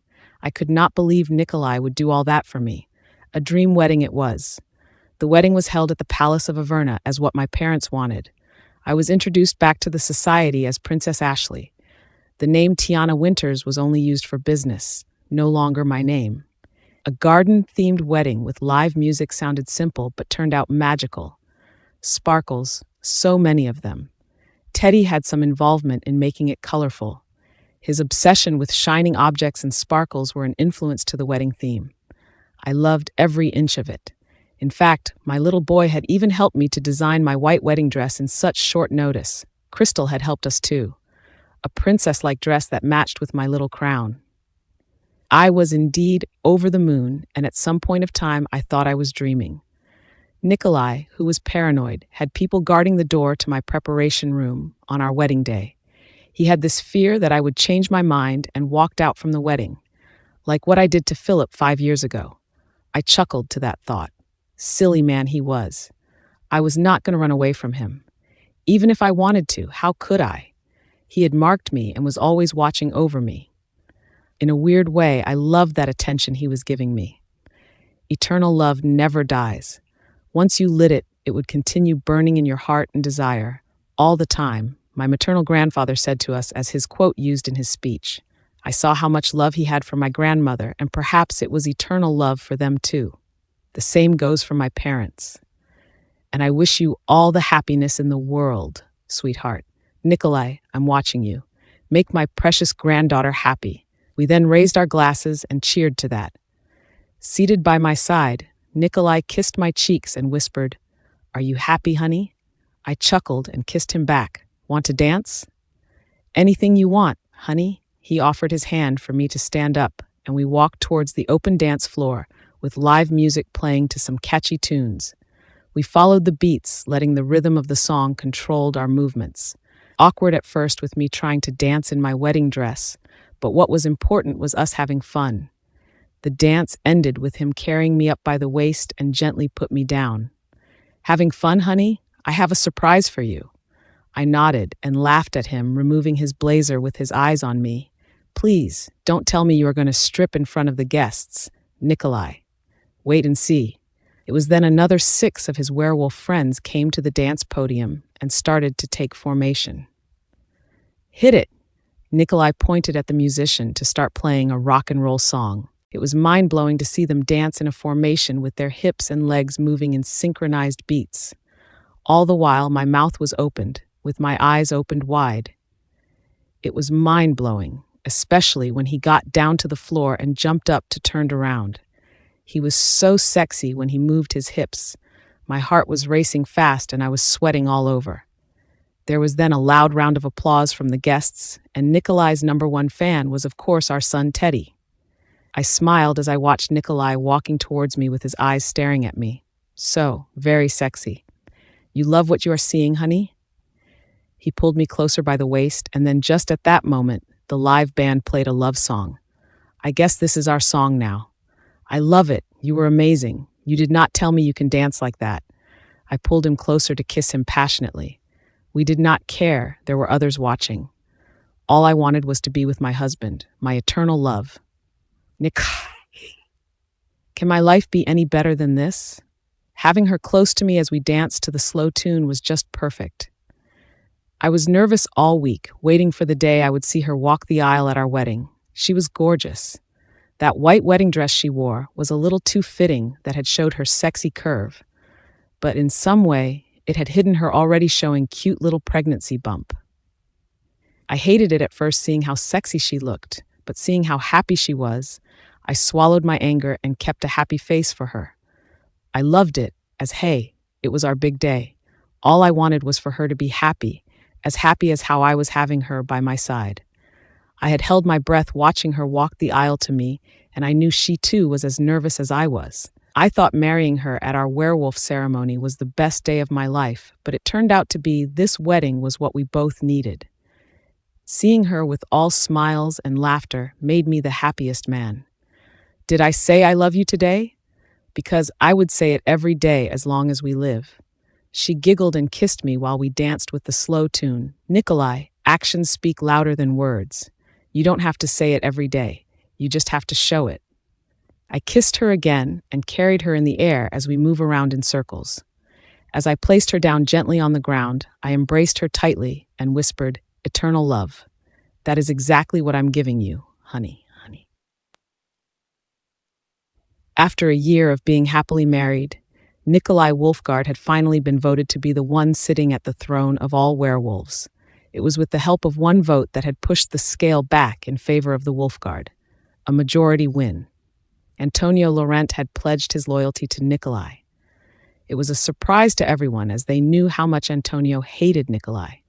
It was all thanks to Ashley, as she was the one Antonio was truly loyal to. Ashley had helped his son to be a better person physically and mentally. Together, they became good friends, with Antonio Jr. helping Ashley to manage her growing business, and at times also to babysit her 3 sons. Ashley had proven to everyone how powerful she was. The stories of how she had single-handedly defeated Nikolai's enemy back in Zevia had traveled around the world. She was feared and also respected, and most idolized her being a successful fashion designer. Being a Luna to a powerful dark alpha like Nikolai proved to be a difficult responsibility. But with the right support, Ashley gained that respect as she sat on the throne next to Nikolai. And many years later, she had then replaced the queen to lead the army of all supernatural beings, to maintain peace and harmony with everyone. The end.